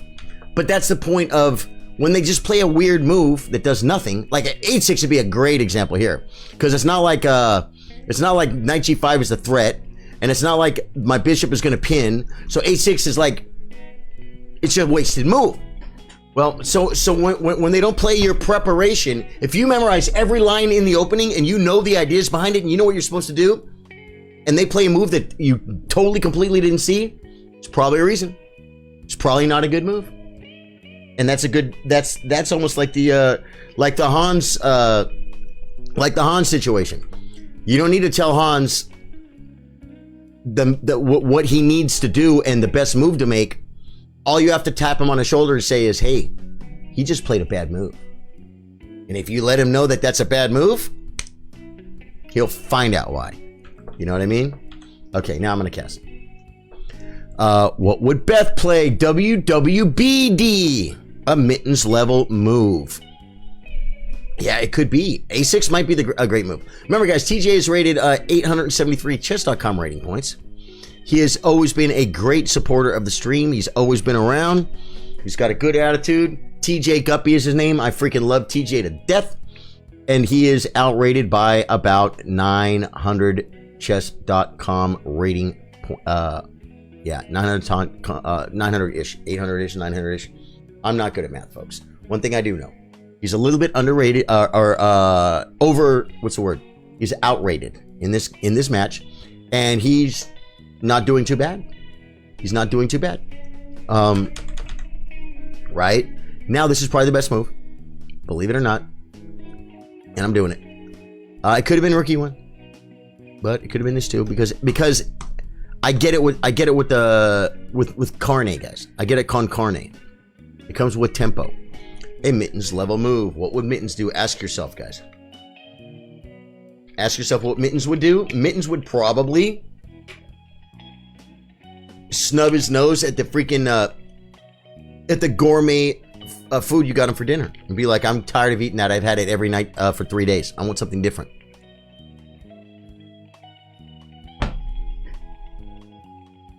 Just tastes weird. What does that taste like?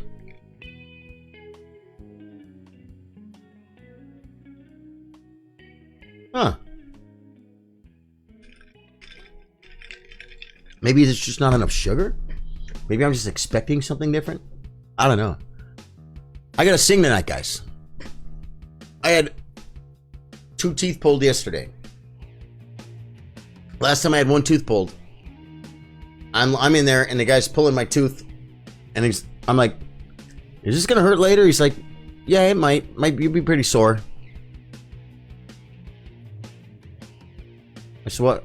I gotta work tonight. And he's like, huh, what kind of work do you do? I said, I'll be singing and playing guitar. He said, oh yeah, you're probably not gonna be singing tonight. I'm like, what? It was my first gig at a place called Spokes in Burnett, Texas. And it wasn't only my first gig. Yeah, he backs up. Now if we come, this creates a backward pawn Adam Freeman on a semi-open file. Might be hard to get D5 in at some point. From here I gotta say, where does the knight go though? If it goes to D5, take. The move is probably D5 and then E5, or develop your pieces in castle, folks. I'm just gonna develop, man. We have we have El Centro, guys.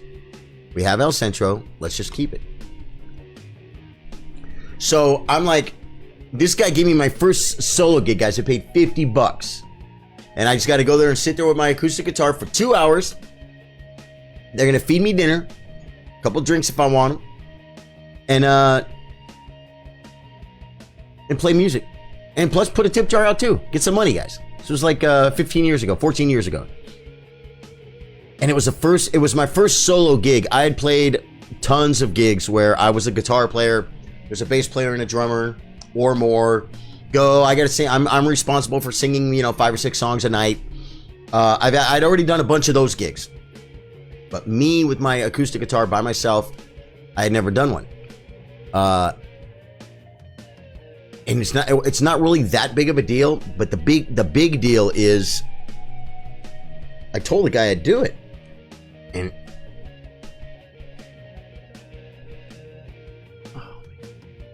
this square is a juicy square. This could be a good move now. Takes. No, it's not. The move is to develop your pieces in castle. My queen can come to B6 with tempo.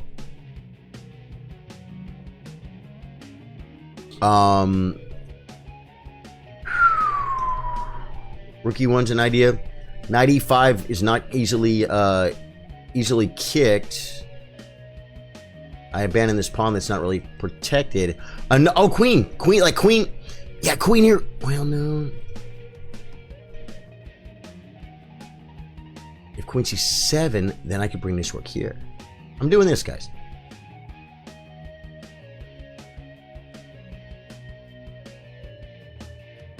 I'm doing this. Rookie 1, rook C1. Yep. Well, I played queen first.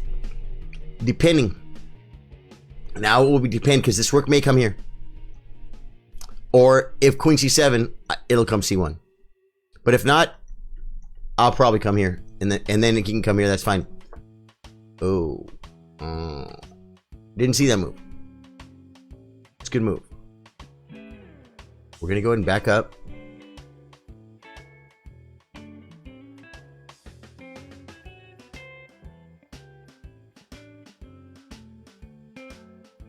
That's probably a good move, guys. Now I think we're going to do this. And maybe kind of... I don't know. We'll see. No, I should bring rooks. You like queen C2 better? Queen C2... Either way, B5 was there. He may have not have played B5 if I wouldn't have played queen B3. I kind of provoked it. It doesn't mean it's not the best move. I'll just come back.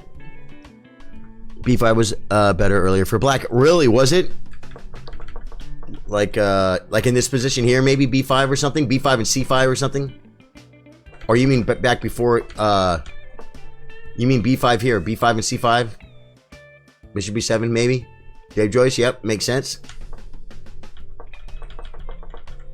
He does need to get his rating up over 873, and so I think pushing B5, it protected the pawn, but Queen C7 would have protected the pawn and started to clear his back rank. Do you know what I'm saying? He needs to learn how to get his pieces developed and castled, guys. Every piece of mine is in the game and I'm castled. I'm going to start developing rooks. This still hasn't happened, and castling still hasn't happened. He's you know what I mean? My rooks are going to be, I'm ready to go, man. And it's because he played this move. Let's count his pod moves. 1, 2, 3, 4, 5, 6 pawn moves. I played like 1, 2, 3, 4.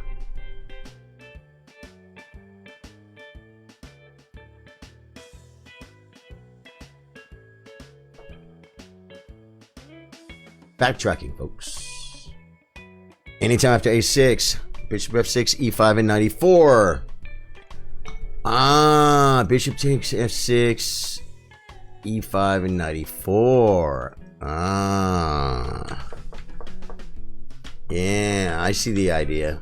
I see. Is that a common theme there, David?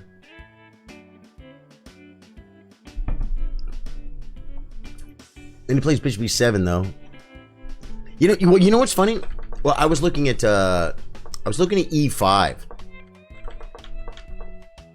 Back here, I was looking at E5 because of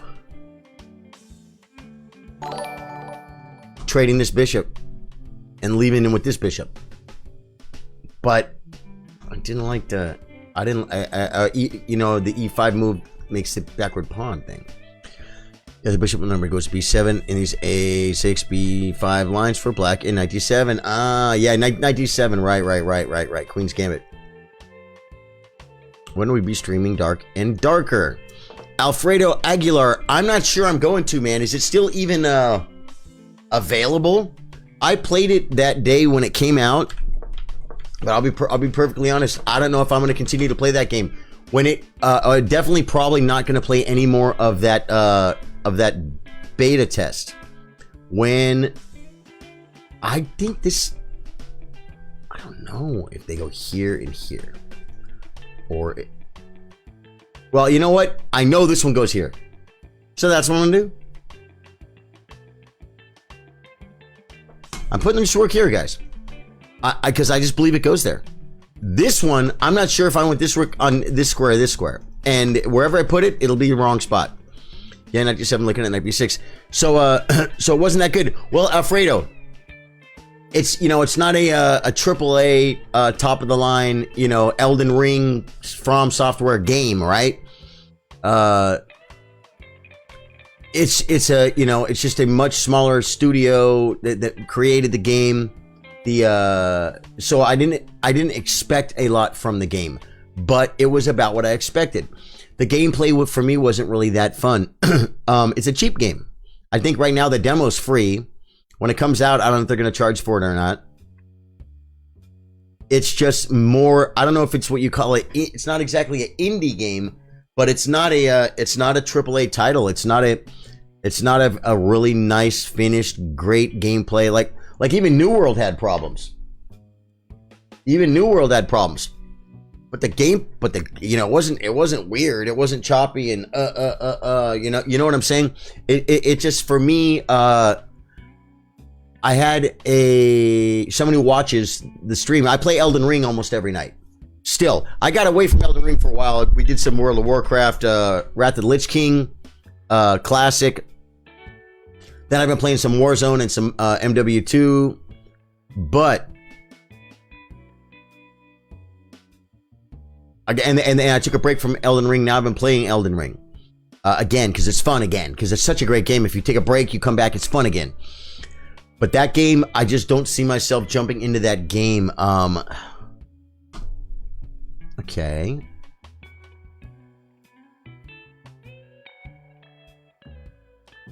It can't be. It can't be. I'm looking at moves like this and bishop c1.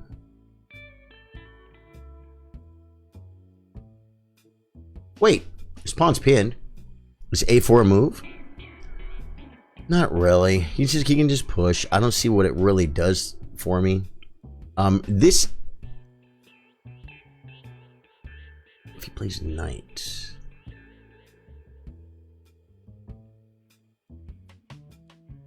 Oh, that would lose material. So if I come here, I lose d4. Yeah, so in this pawn, I feel like d5 is going to be the idea. So I think I'm doing this. I don't know. TJ says I've got myself an MS. I shouldn't have taken so much time off. Oh, TJ, don't worry about it. No, e5 wins a piece. Oh, wait. I'm glad I didn't play it. e5. Oh, you're right. e5, knight here. And then I take.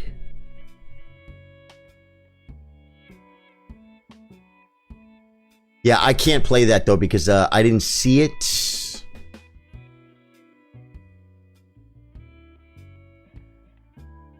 c5 probably wasn't a bad move. I think I'm going to do this. Oh, this could lose material. No. Well, maybe not, because it's pinned. But see that this was a blunder. I didn't see it, guys. Wow. But it's okay. I think it might be all right. Yeah. Well, you can move the knight to defend it. The problem is knight takes, hitting the queen. And so he has to answer for Fredo. He can't snack over here because I take the queen. So, yep. And I actually saw a variation of that, but I didn't see me pushing. I didn't see me pushing. But if he takes this way, I know then I can... well, I can. If he takes with a knight, I just take. But takes, I think on takes, I think I was going to play takes and then takes here. And hit. If he pushes, I take. This is hanging. We've got the fork in the air. But yeah, I think I definitely blew this. There are also ideas here, too, of pushing. This is as a threat of pushing and pushing. You can attack, though, but I can maybe defend. Maybe not. Maybe not with this queen on this. Maybe I can't. So we'll have to see. TJ seems to be doing fine. He's a little bit, he's behind about 2 minutes and 46 seconds. Okay, that might lose to...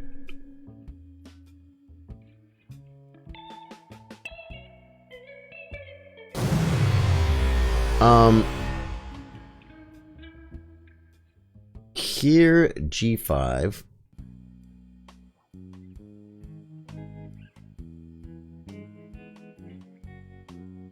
I don't know the move here, man. But everything's looking pretty toasty. This doesn't work because bishop takes and the queen's hanging. I can push. I mean, I can just take and mess his pawns up. If I take here, bishop takes. I don't really like that idea. On this move, he has G5. But then I can take, and he has to take back, and I take again. And everything's messed up. So I think this is my move.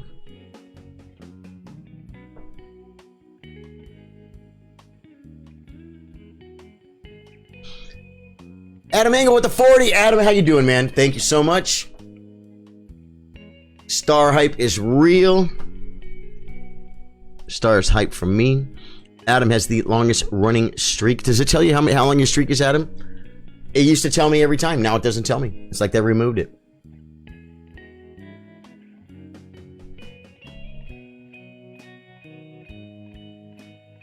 Bing, bing, bing. Or bing, bing.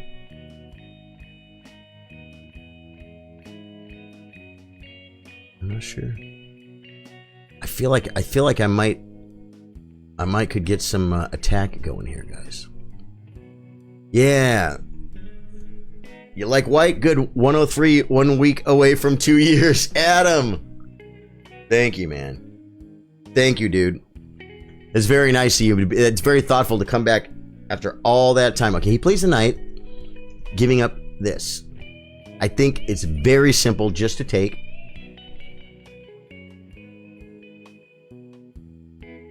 Because the bishop covers a square, so this doesn't do anything. Because the bishop moves backwards. That's the beauty of the position, guys. Yeah. I think he felt like he was in trouble, so he kind of panicked. But G5, I don't think, pawn takes, and then I just got to start transferring pieces over for the moita, kill. This was a blunder that, thank God, doesn't work. If I would have seen this, I might have still played it. I doubt it. Why would I have put my pieces? Why would I have left this idea going on? David Bassett falling for 767. Chess.com, Facebook, Gaming Days, Society Network with the share. Thank you guys for the shares, man. Thank you guys for all the shares. If you're new to the stream, my name's Charlie. I play guitar, I play chess. It's so weird to cough, guys. Like, well, you know why I don't know why. I think I need more exercise. I think I sit around too much. Do you know that, guys? What do you do? Takes the amigo's pawn. Okay. Now he's threatening to win a piece. So, we will save the piece.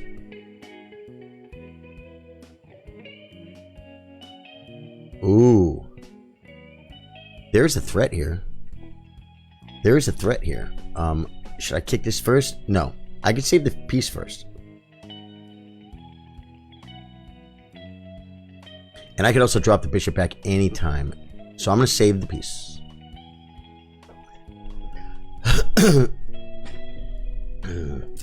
David said, pawn takes pawn. And if the bishop takes, then I just move the queen. I kind of want... This might not have been the great idea, but it's kind of fun to have to lead with that. You know what I mean? His queen is in the wrong spot, man. Oh, pawn takes pawn because I'm on the queen. I see what you're saying. Pawn takes pawn. Bishop takes. Rook takes. Okay, he pushes. Forcing me. Come back. I did it quick. Yeah, bishop a7. Yeah. I saw that really for a second. I saw that too. I saw that for a second. Yep. But bishop h7, king h7, rook d6, and then pawn takes. Right? Pawn takes pawn. Threatens. So if c4, hitting my queen and my bishop, check. King takes. Takes. Okay, takes. And I don't get the bishop. I don't get the bishop. But to me, that's just does it lose material or no? Okay, he did that. That's probably not a bad move. I think we kick. Oh wait, no. We have checkmate. Yeah. I almost overlooked the checkmate, guys. Yeah. I literally was like, oh, I'll kick it, and then if it comes back, I can take it and checkmate. And it's like, oh, wait a minute, you big dummy. Pawn take pawn, bishop h7, c4, bishop c4. Let me see.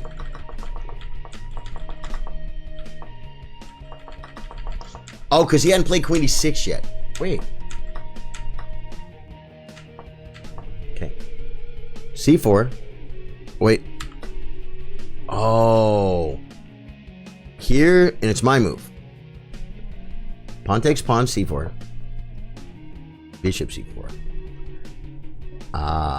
And then pawn takes is plus 10. bc4.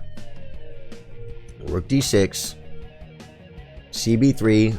Oh. I forgot the pawn was here. Even in my brain, I was like, oh, I can't take the bishop. I can take the bishop. Now I'm up a piece. I control the queening square. This is completely, utterly crushing, folks. Yeah. Although, you know, Knight d7 is his best move. It is. It was better for him to just take that thing, man. I thought maybe he could like do something like oh no, because he's threatening the queen. He's gonna queen, guys. Wow, brutality at its brutalist. Need to get back to developing castle. TJ, yeah, man, you had a few moves like. Plus another thing, this move here, that's a Queen's Gambit accepted. It fell out of favor for a long time. At our level, it doesn't really matter, but just leave it. It lets me bring my bishop out with tempo. Here, you back the bishop up. Okay. And you also, one thing you got to remember, when you put it here, it's a nice aggressive diagonal, but you're putting it on a forking square. You know what I mean? Bishop e7 might have been better. And then bang. There, it's like you're ready to castle. Just castle. Computer says knight bd7, developing a piece, not a pawn. Knight c6, developing a piece, not a pawn. Or castles are the best moves. Here,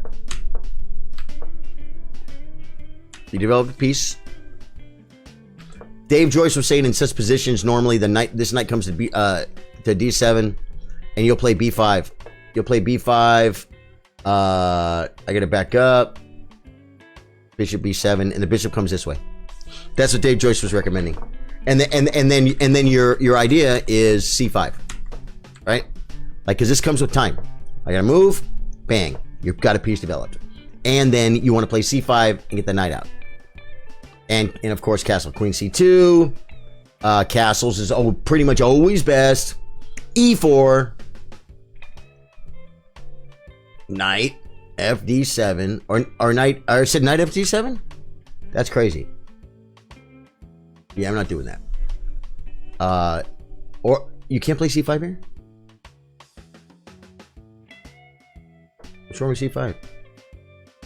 Oh, e5. Oh, e5 wins the piece. Right. Oh, that's the problem, man. See, I'm threatening to win this piece. Yeah. Nope. Nope. Yeah. Once I do this, this is just a threat you had to deal with. That's why sometimes people will play the bishop on, to d6 in these positions onto that forking square, but you got to know what you're doing. You got to be ready for, oh my goodness, he can just push his pawn up, which is what I did. It comes with the threat, and now I'm threatening this the whole time. You got to do something about it, or you're gonna lose a piece. But dude, that was a good game, TJ. Just might have been seeing what I should. Yeah, haven't been seeing. Yeah, well, when you start playing. Yeah. When you stop playing so much, but just remember your basics, man. Because like in this position, you kind of waste a pawn move, and in this position, you could have castled. Castling is pretty good idea. You moved the same piece twice, but you kind of had to. You move a piece. This is where your knight wants to come. Your pawn wants to come here for the break, or your knight wants to come here. It's not coming here. The bishop's there. So this is you would either play c5 or just castle. Computer actually says play h6 or castle, or knight c6. Develop a piece. It's kind of weird. I like to play c5 first, but just castle, man. You got to castle. And there you play b5. It comes with tempo. I got an answer for it, but it's not castling. Now you play h6. Computer probably likes it. It's number one answer. But what's really happening here is so bad that you have to play h6. It's like the reason I don't like that move is because it's move number 13. No, it's move number 12, and you still haven't castled yet. And you should be castled like back here on move number 7. Bam. Good game, TJ. Yeah, dude. Good job, man. And welcome back, man. Welcome back. What have you been up to, TJ, if you haven't been playing chess? Tell me you've been doing good family stuff. Work's been good. It's keeping you busy, making you money. You got so many people around you that love you. You just got to spend time with them. That's what I want to hear. That's what I hope for you, dude. Wanted to take knight so I could get the bishop out. Oh, yeah, you wanted me to take the knight. Yeah. But that's why they always say. That's why beginners constantly take. just because they think, oh, I take and take, but it's like, yeah, I don't know. Bishop f6 is the second best move. Actually, and now it likes it. I don't think that's a good move. That's what David was saying. Takes, e5, and knight e4. And after thinking, the computer found it. That's what David Bassett said to do. I saw an idea like this, but my idea was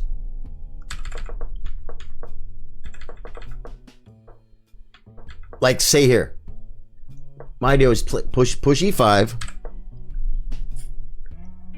and then when the knight moves, I guess it can come here, right? It can. And then takes. And like takes or whatever. And then like knight here. And like look at these squares. You know what I'm saying? I kind of saw an idea like that. I'm trying to think of why I didn't like it. Oh, I didn't like it because of the backward pawn on the open file. But the computer liked d5 for a second and it went away from it. Computer's saying queen d3 is the queen move. Anyway, very interesting, man. It gains space. Yeah, it sure does, David. Okay, I got you, man. Yeah, TJ, no, you're fine, man. Like I said, don't forget, when you're rated half someone's rating, man, and they're, I mean, actually way more than that. It's 900 points or 800 points, 900 points. You're supposed to lose most of the games. There's nothing wrong. You're also supposed to have your attitude I love about you and say, I'll do better next time. I haven't been playing. I'm going to play more. I'll do better next time. I love that. That's you. That's the attitude, man. And come back and do it, man. Come back and play better next time. You'll do it. TJ said life's been good, family working, got back into poker, different kinds of strategy and mindset. Yeah, are you playing Hold'em? You playing No Limit Hold'em? You doing tournaments? Are you doing cash games? Got hooked up Fortnite again. Yeah, are you doing no build Fortnite? I've been watching that no build Fortnite, man. It looks like a lot of fun. It looks like a lot of fun. I feel like I'm going to turn into a potato, guys. Last night for lunch/dinner, I had a potato. Oh, no, I had a big bucket of potatoes like the one I just showed you. And then for breakfast/lunch, I had a bucket of potatoes. I think I'm going to give it more time to heal, guys. And I think I'm going to heat up the potatoes. I mean, ramen, right? Ramen's soft. I could do my ramen situation. Ramen, drop an egg in there. Eggs are soft. You know what I'm saying? Do a little bit of chewing over here. It's been 24 hours. I guess I could read the documentation they sent me home. The thing is, that's going to be hot. I don't know how long I'm supposed to not have hot. Are you taking pain pills? David, I really didn't need them. I really didn't need them. I just got some of the, you know how they are with the opiates these days. So it's been such a freaking problem with that. They like puckered up on those. So I've just got like the really hardcore Tylenol or whatever, right? And they gave me one before they started. And then I took one a little while after I got home when the numbness was starting to go away. Around like 5 or something. And then around 11 o'clock or midnight, I told Courtney, well, you know what? I wasn't like in pain. I was like, oh, but I was like, you know what? Like, I feel a little, my face is sore, man. It's a little bit sore. It wasn't bad at all, dude. At all. I mean, I could smash my finger working at the upholstery shop, shoot a freaking staple into my hand, and it hurts more than what happened to me today. You know, or yesterday. We're getting the teeth pulled. It really didn't hurt. Hardly at all. Very, very fortunate. And so I took another one. I took another one last night before I went to bed. Haven't taken any today because I don't need them. I don't need them. I feel fine, man. I feel absolutely fine. I'm going to go sing tonight. I might not sing a whole bunch. I might try and play more than I sing. He says, yeah, I can build well, but all my friends like no build, so I'm into it now. Yeah, cool. And you stick with tournaments, TJ. Cool, man. Cool. You know, I told you I played some tournaments in Vegas, man. I played a $500 deep stack at like the Bellagio, I think it was. And then I played a whole bunch of single table satellites, $100, $125, $200, little $150 satellites. I got a stack of receipts. I don't think I paid a penny of them. My buddy was playing bigger money, and he wanted to hang out with his girlfriend, and I think he felt guilty. I don't leech on that guy. I don't ask him for anything. He's like, you want to go play the deep stack at the Bellagio? I'm like, yeah. He's all right. It's like 500. He goes, here you go. I'm gonna hang out with my girlfriend. You know, he gets, if I cash, he gets half the money. So it puts him in the action too. I had quads in that tournament at one point, but I still have the t-shirt. That's all I got. I told him too. I came back. I said, I lost the tournament. Your $500 is gone, and I'm keeping the t-shirt. Okay. But and I have won I've won one of those single table satellites, but probably not enough to make me even on all the other satellites. And then I think I got like second place in a small tournament, 14, 16 players, something, 7-card stud tournament on my honeymoon in Vegas, baby. Me and my ex. I went there and I'm like, hey, baby, there's a little poker game. I want to go play. You know, she's like, go ahead. I'll go get a massage or whatever. You know. And I went down there and I cashed in that. I got a couple $100. That was fun. But and I've read a ton of books. And I tell you this, what I say, TJ, I would like to do this with almost anybody. But I can watch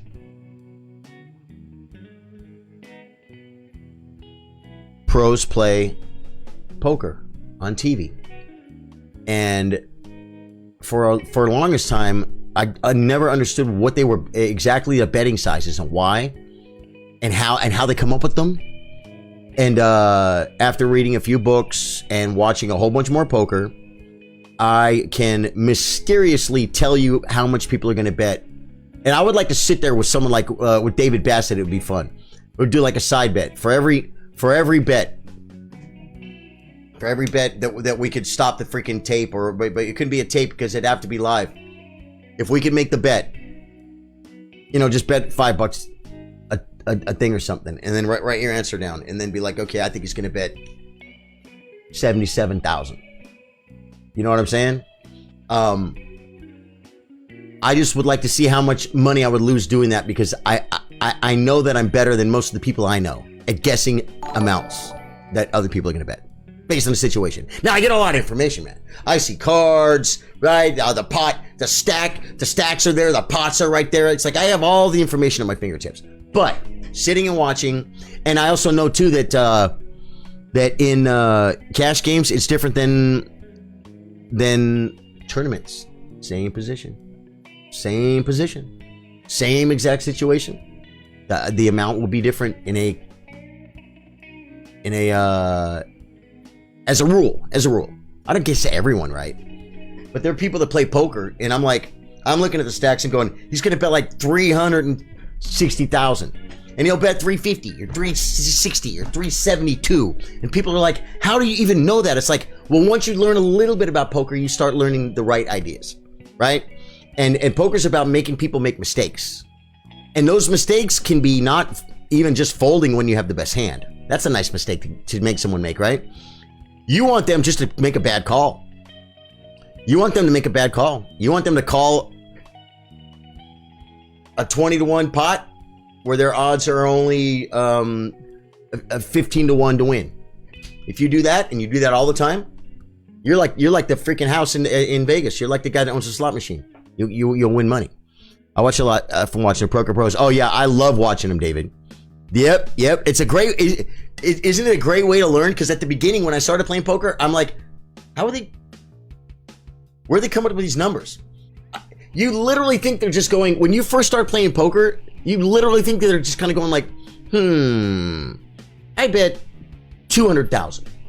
It's like, no, dude, there's so much math. First off, there's all the math behind it. Then there's all the position behind it and the mental behind it. And very often it's more mathematical than mental. That's how I know that most of the time they're playing mathematically, because that's where I start. I start with the math and go, okay, boom, boom, boom. Okay, well, maybe the guy's low on chips. He's getting, you don't have to bet as much and you'll still get a call. whatever, man. Whatever. I don't really know that much about tournament strategy. That's why I haven't won. You only play cash games. Yeah, cash games are fun, man. Dave Joyce says, I hate no limit. Rebuys takes all the fun out of the game unless you are the man with the most money in your pocket. You're right, but Dave Joyce, get in there and don't get knocked out, man. It's like you just got... Who would you rather play against, Dave Joyce? A guy who buys in one time and plays really good poker and play him in the final? Or would you rather play with the guy who rebought 5 times because he just keeps losing and losing and losing and losing and losing and losing and losing? Right? So you could look at it that way too, right? But I know the idea, because eventually the rich guy will get lucky. To be honest, I don't like rebuys either. Rebuys are like increment in chess. In speed chess. I don't really like it. TJ says for sure can definitely learn a lot from them. Doesn't transfer well to the tournaments at the casino around here. Too many unlearned players that don't read into the plays the same. Yeah, I know. I understand that, man. But you know what? That's why Phil Hellmuth will have a freaking coronary right there and go freaking nuts. Because an amateur player plays an amateur move. And he doesn't expect it. Because they're at a final table. And first prize is $400,000. And this guy's got a big stack in front of him. So this guy's obviously doing okay. And the guy does something totally boneheaded that everyone learns in their first 2 years of playing poker full time. You learn that this is not a profitable move and you should never do this. And the guy does it anyway because he doesn't know, because he's not a good poker player. And Phil Hellmuth thinks he can read the guy because the guy has to play good poker. Well, the guy doesn't have to play good poker. The guy can play like a moron. It's called the World Series of Poker. You get 5,000 morons, one more, and like 300 pros. One moron can win. He can win. That's the guy I want to play. The guy who played well, but these rich guys, they're all in every hand at the start. Yeah, I hear you, Dave Joyce. I hear you.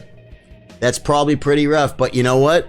That's like the guys at the pool hall. When you're gambling, playing pool, there's kind of an unwritten rule among gamblers that the loser quits, the winner doesn't quit. You don't play for $100 a game and get beat and get up 5 games and say, okay, give me my 500. I want to leave. Among gamblers, you can't do that. You have to stay until the loser quits. But what if the loser has a $5 million bankroll and you're crushing him? But he's never going to quit. He's just going to keep losing, right? Or he might get lucky. He could get lucky too, but if he keeps trying, he might get lucky. What you can do at some point, then you could be like, if you want to keep playing, you got to settle up. Like if you got to head $500 and then it's like, I got to leave. It's like, well, okay, you can leave, but I'll meet you back here tomorrow and we'll play. I'll give you like 200 and I'll give you the other 300 tomorrow. You can't just come in here and win $500 and quit. It's like I got $10,000 in my pocket. I mean, I came to play. You just took like 50 cents from me and you're trying to steal it. That's what that is. It's called pulling up. You can't pull up like that, man. And so you got the loser. The loser usually is the one that needs to quit. And so you got to run him out of money, right? You got to run him out of money, or you got to twist the knife. You got to twist the knife, because if you don't, then he has more money and he keeps betting. You start losing your groove. You start slacking, and the guy turns it on. You lose your money back.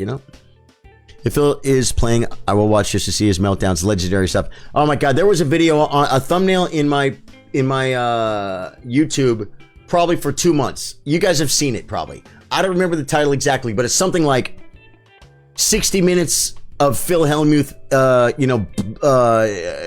exploding or going over, losing his cool or something.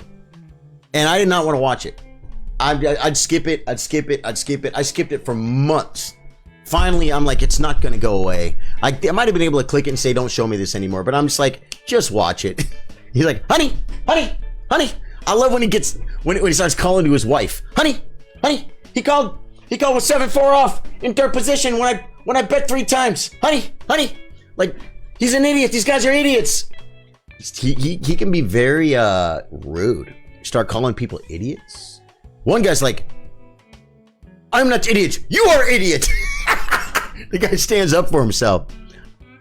You felt like Phil last night? It's I'll go all night in pool if I'm winning. Yeah, if you're winning, keep going, right? You're going to play a 10-game match. Yeah, in pool, you'll play matches. A lot of times, you'll play matches, right. Thing is, what you need to do if you're going to play a match, if you're going to play a race to 11, okay? 9-ball. It could take a while. It could take an hour, a couple hours maybe. You're going to play a race to 11. If you only want to play one match, then you probably should tell the guy. Because if this guy might be a professional pool player that doesn't have to go to work tomorrow. And so, if you win one match and say, okay, hey, thanks for the $300, I gotta go. The guy'd be like, what are you talking about? You gotta play, you gotta at least give me a chance to get it even. Right? That already is a pretty big nit that wins the first match, loses the second match, and then quits. It's like, okay, so, I had a chance to win the first game, but then I'm Walking Dead, man. You know what I'm saying? People try and hold on to their money, man. And those are the nits. And you learn who they are in the pool hall. And sometimes they'll squeeze a little bit of money out of somebody who doesn't know. Then everyone else will be like, you just don't play with that guy. The guy's a nit. He'll quit. He'll pull up on you. But if you tell someone ahead of time, hey man, I got a few hours. I got enough for a set or two. And then if one of us is stuck, can we come back and play again on Saturday? Yep. Yeah, cool. Okay, then it's no problem. You know what I mean? But if you just play one set, win, and say, hey, I got to go to work tomorrow the next day, that's pretty rough. I saw Phil Hellmuth pull up at the valet at the Commerce Casino. I was standing next to him. He was venting to his wife. Yeah, he vents to his wife, man. Gotta be a good sport. Give him a chance to get his money back. Nobody play with you anymore. That's exactly right, man. I had a guy, this old guy. Someone said, Charlie, come play partners. So I play partners with this guy. He's my partner. We play against these two other guys. And we lose $60. And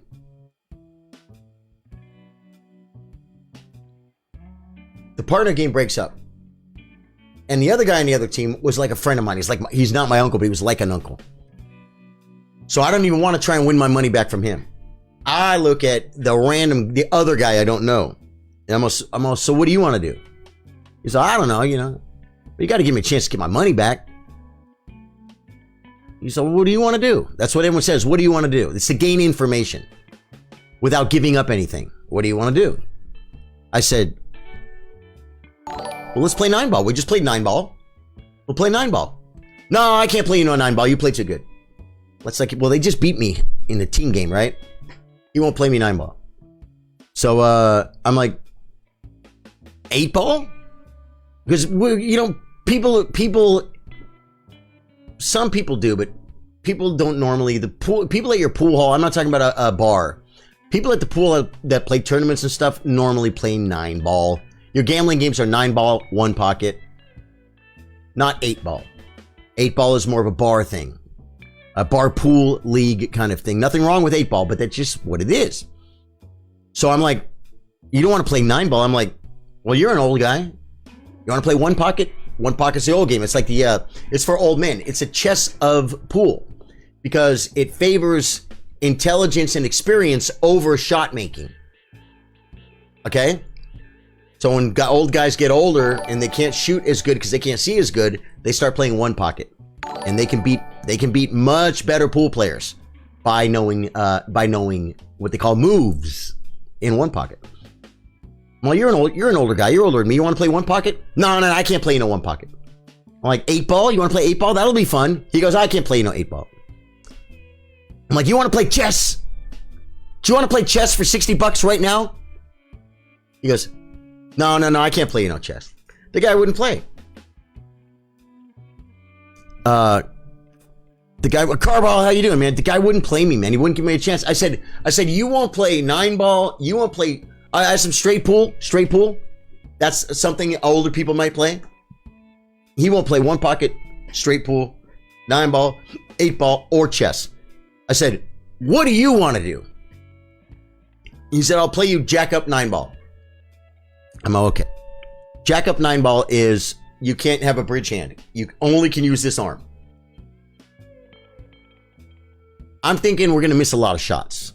So I'm like, all right, I'll do it. Race to 3, meaning first person to win 3 games. Because I'm thinking we're going to miss a lot. We're going to miss a lot of shots, right? He goes, no, race to 5. I'm like, you know what? Okay. You won't play 1 pocket, straight pool, 9-ball, 8-ball, chess. You got to play the weird game called jack up. I'll play it. You won't even do a race to 3. We got to give a race to 5. I'm like, you know what? I'll play you a freaking race to 5 of jack up 9-ball. Okay. What an idiot. I was so mad at this freaking guy. So I get up. I win the flip. I'm going to break. I get up. I lay my stick on the table. And I start getting ready to break. He goes, no. Jack up. What I was doing was one-handed. Jack up means you hold the stick in the air and you poke at the cue ball and you make a ball. Try it. Try playing a whole game like that. Okay? Now, I've told the story before on Story Time with Charlie on my other channel.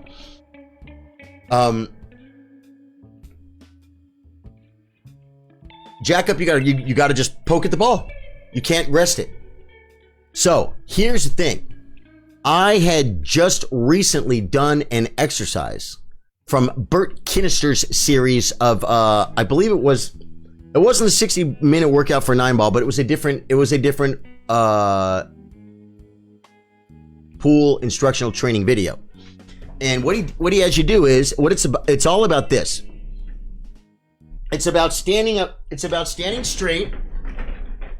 You hold your cue by your side, and it's about stepping in and keeping your arms straight. And you had to make a straight in shot 10 times in a row. In a row, you miss it, you got to try it again. That would help line you up. It would help line you up. You look at the shot, you step into it, and then you be sure your arm is straight up and down. And you have to jack up. You can't rest it on the rail. And you have to poke it, and you have to make the ball 10 times in a row. Okay? Well, when you start doing that for an hour or two, you start getting better at it. I had just done this exercise, guys. I'm not kidding. I just completed it like in the last week. So you would be shocked how many times one of us or 2 of us ran 3 balls. I'm talking a full-size table. I'm not talking to get the baby. We're not talking about a bar box, guys. Bar boxes are fine. Dude, 4.5 by 9, a regulation size table. And we both made 3 balls in a row at least once. And then it was like a whole bunch of 2s. There were misses, plenty of misses too. But the games went way faster. They were way higher quality than I thought they were going to be. I thought it was going to be miss. No. It wasn't like that. So while I'm playing, my buddy Armin walks in. Good player, better than both of us. Armin walks over to me and he does what any good friend would do. He goes, "You're not playing him jack up, are you?" I said, "Yeah." He goes, "That's his game."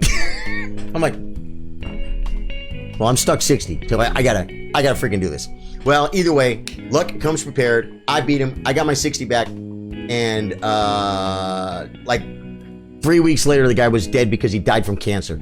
And he was like, that's why he was so grumpy and not giving me a chance to get my my money back, because he was dying. So once I heard that guy was dead, I was like, okay. The hate went away for the guy. I was so mad at that guy, and I thought, man, you know what they say when they say you never know what someone's going through. It's a real thing, guys. Now sometimes they're going through something because they had to change a flat tire, or maybe they don't have rent money because they gambled it away. And it's like, well, when you're going through that, put your freaking smile on and be nice to people, okay? But if you're dying of cancer, you're a little grumpy, I should be able to find a spot in my heart to forgive you, Jacking up a ball can cause a lot of inaccuracies from the bounce. Yeah, that's if the aim is correct. Jack up sounds frustrating. You know what? If you set it up, hoping the brass hall has a table I can play when I visit. Rhodes, they do. They've got 2 tables. And they pretty much got them set up all the time. I think they tear them down for the big shows to make more room for tables on the floor.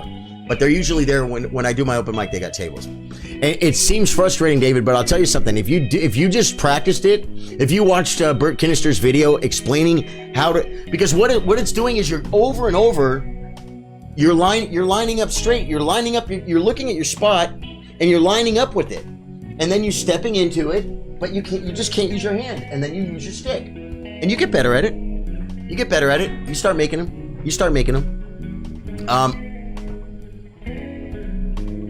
I don't want to over-exaggerate how good I am at it, or that guy was at it.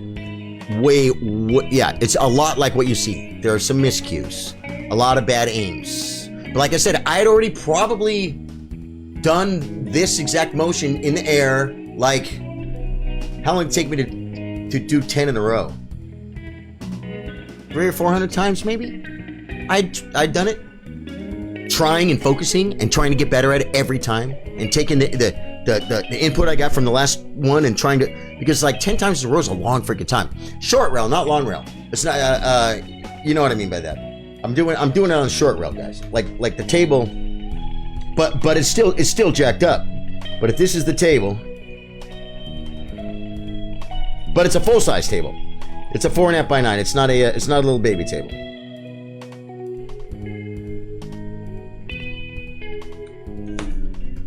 It's that across the table that way, but it's a 4.5 by 9, okay? And in this the one ball is not near the pocket. The one ball's this far away from the pocket. You know what I'm saying? And the cue ball's like that far away from the one ball. And so the point is you have to aim it. But I don't want you to think I'm making a long, like down the long rail. I shot 1,000 of these. I thought I shot 1,000 of these. Straight up and down like that, just like from here to there to here into the corner pocket. But you shoot 1,000 of those, and the goal is to replace the object ball with the cue ball. It's not a stop shot. A stop shot skids all the way and stops. This skids all the way till about right here, and then it starts to roll. And it hits the ball, and you make the ball, and the cue ball replaces the object ball. Okay? That's a number 1 in the 60-minute workout for a 9-ball. And I shot 1,000 because a guy, Bill Hoke, told me. He said, "You want to straighten out your shot?" He said, "Shoot 1,000 balls. Shoot 1,000 straight in shots." I'm like, all right. Dude, choke up on the cue stick. I don't. Always leave your opponent long. That's great advice, man. I don't choke up on it. I guarantee my fundamentals of where I hold my stick are probably exactly where like a professional player normally does. There's pros that do all kinds of different stuff, right? But with all the books, with all the teachers, the standard fundamentals, I think I pretty much hold my stick where it goes, where you're supposed to. People at bars go crazy when you curve the cue ball. Do they? Oh yeah, because they've never seen it before. I go crazy at bars. There's a totally different rules. American Chess Club became a follower. Welcome, American Chess Club. People at bars, you got your bar rules, and then you got your real rules, and that would be a fun video to get a professional referee to come to the bar and explain some things to these guys at the bar that they don't understand about pool. Outside of the Moscone Cup, we don't get much 9-ball in the TV in the UK. It's a shame. It's a fun game.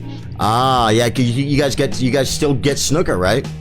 Oh yeah, no ball in hand at the bars. Not anywhere on the table normally. But they have what's it called? BCA rules. BCA rules. I think in 8-ball, if you're scratching a break, it's behind a line. But if you scratch any other time, it's anywhere on the table. Am I right? bars you can play slop-o. Yeah, well, you can sometimes, man. You know, the thing is, a lot of times at bars, you can't play slop. You normally bars want you to call the shot. But it's just a different set of rules, and you got to know that. You got to know that. Snooker's your main cue sport, huh? Guys, I love you guys, man. What a great chess stream we had. We got a hangout. We did some pool talk at the end, and it was call your shot. Yeah, April, I believe ball in hand because my people play by that rule. Yeah. It's always call your shot, but you don't normally have to say it out loud. The good players know what you're gonna do. You know what I'm saying?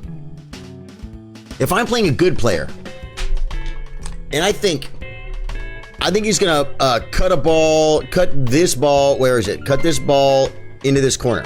Okay? If I think he's gonna cut this ball in this corner from like over here, he's gonna cut it. He's gonna cut it. If he hits it 100 miles an hour and he hits it straight into it and it banks and goes straight into the cross corner, that's what he was trying to do. He's a good player. It might surprise me. I might have thought he was going to cut it in. But if he fires it straight in on the bank shot and it makes sense for the position or whatever, even though it's a dumb shot and I wouldn't do it, you just know. That was fun. Some good games, some fun stories. See you next time, guys. Alexander says, lost 100 points in my rating. Alex, you'll get it back. You'll get it back. Okay, Julian's hometown got you. Dave Joyce with the 200. That was fun. Some good games, some fun stories. See you guys. Yeah, absolutely. 9 ball is ball in hand. It is. 9 ball is ball in hand. I ran a pool competition for about 3 years. I'm hoping I can give you a game. Rhodes, you probably can, man. You probably will beat me. I mean, I haven't played pool in a minute, but I think I can. I can play a little bit. Whatever happens, you'll see like, oh wow, yeah, Charlie can play a little bit, for sure. I would love to play, man. We'll do it. We'll get to the bar early that day and play some. Guys, I love you. I will catch you guys later. We got 11 people here. I'm not going to worry about rating anybody. I want to thank you 11 for being here. All right? And if you guys like what you see, you can hit the little buttons. And is it there? Nope, it doesn't even show up on this one. There it is. Yeah. And if you guys already follow, guys, click and set all live notifications. And I will catch you guys. I don't know if I'm going to stream when I get home. I don't know. So I'll catch you guys later. Love you guys. Good night.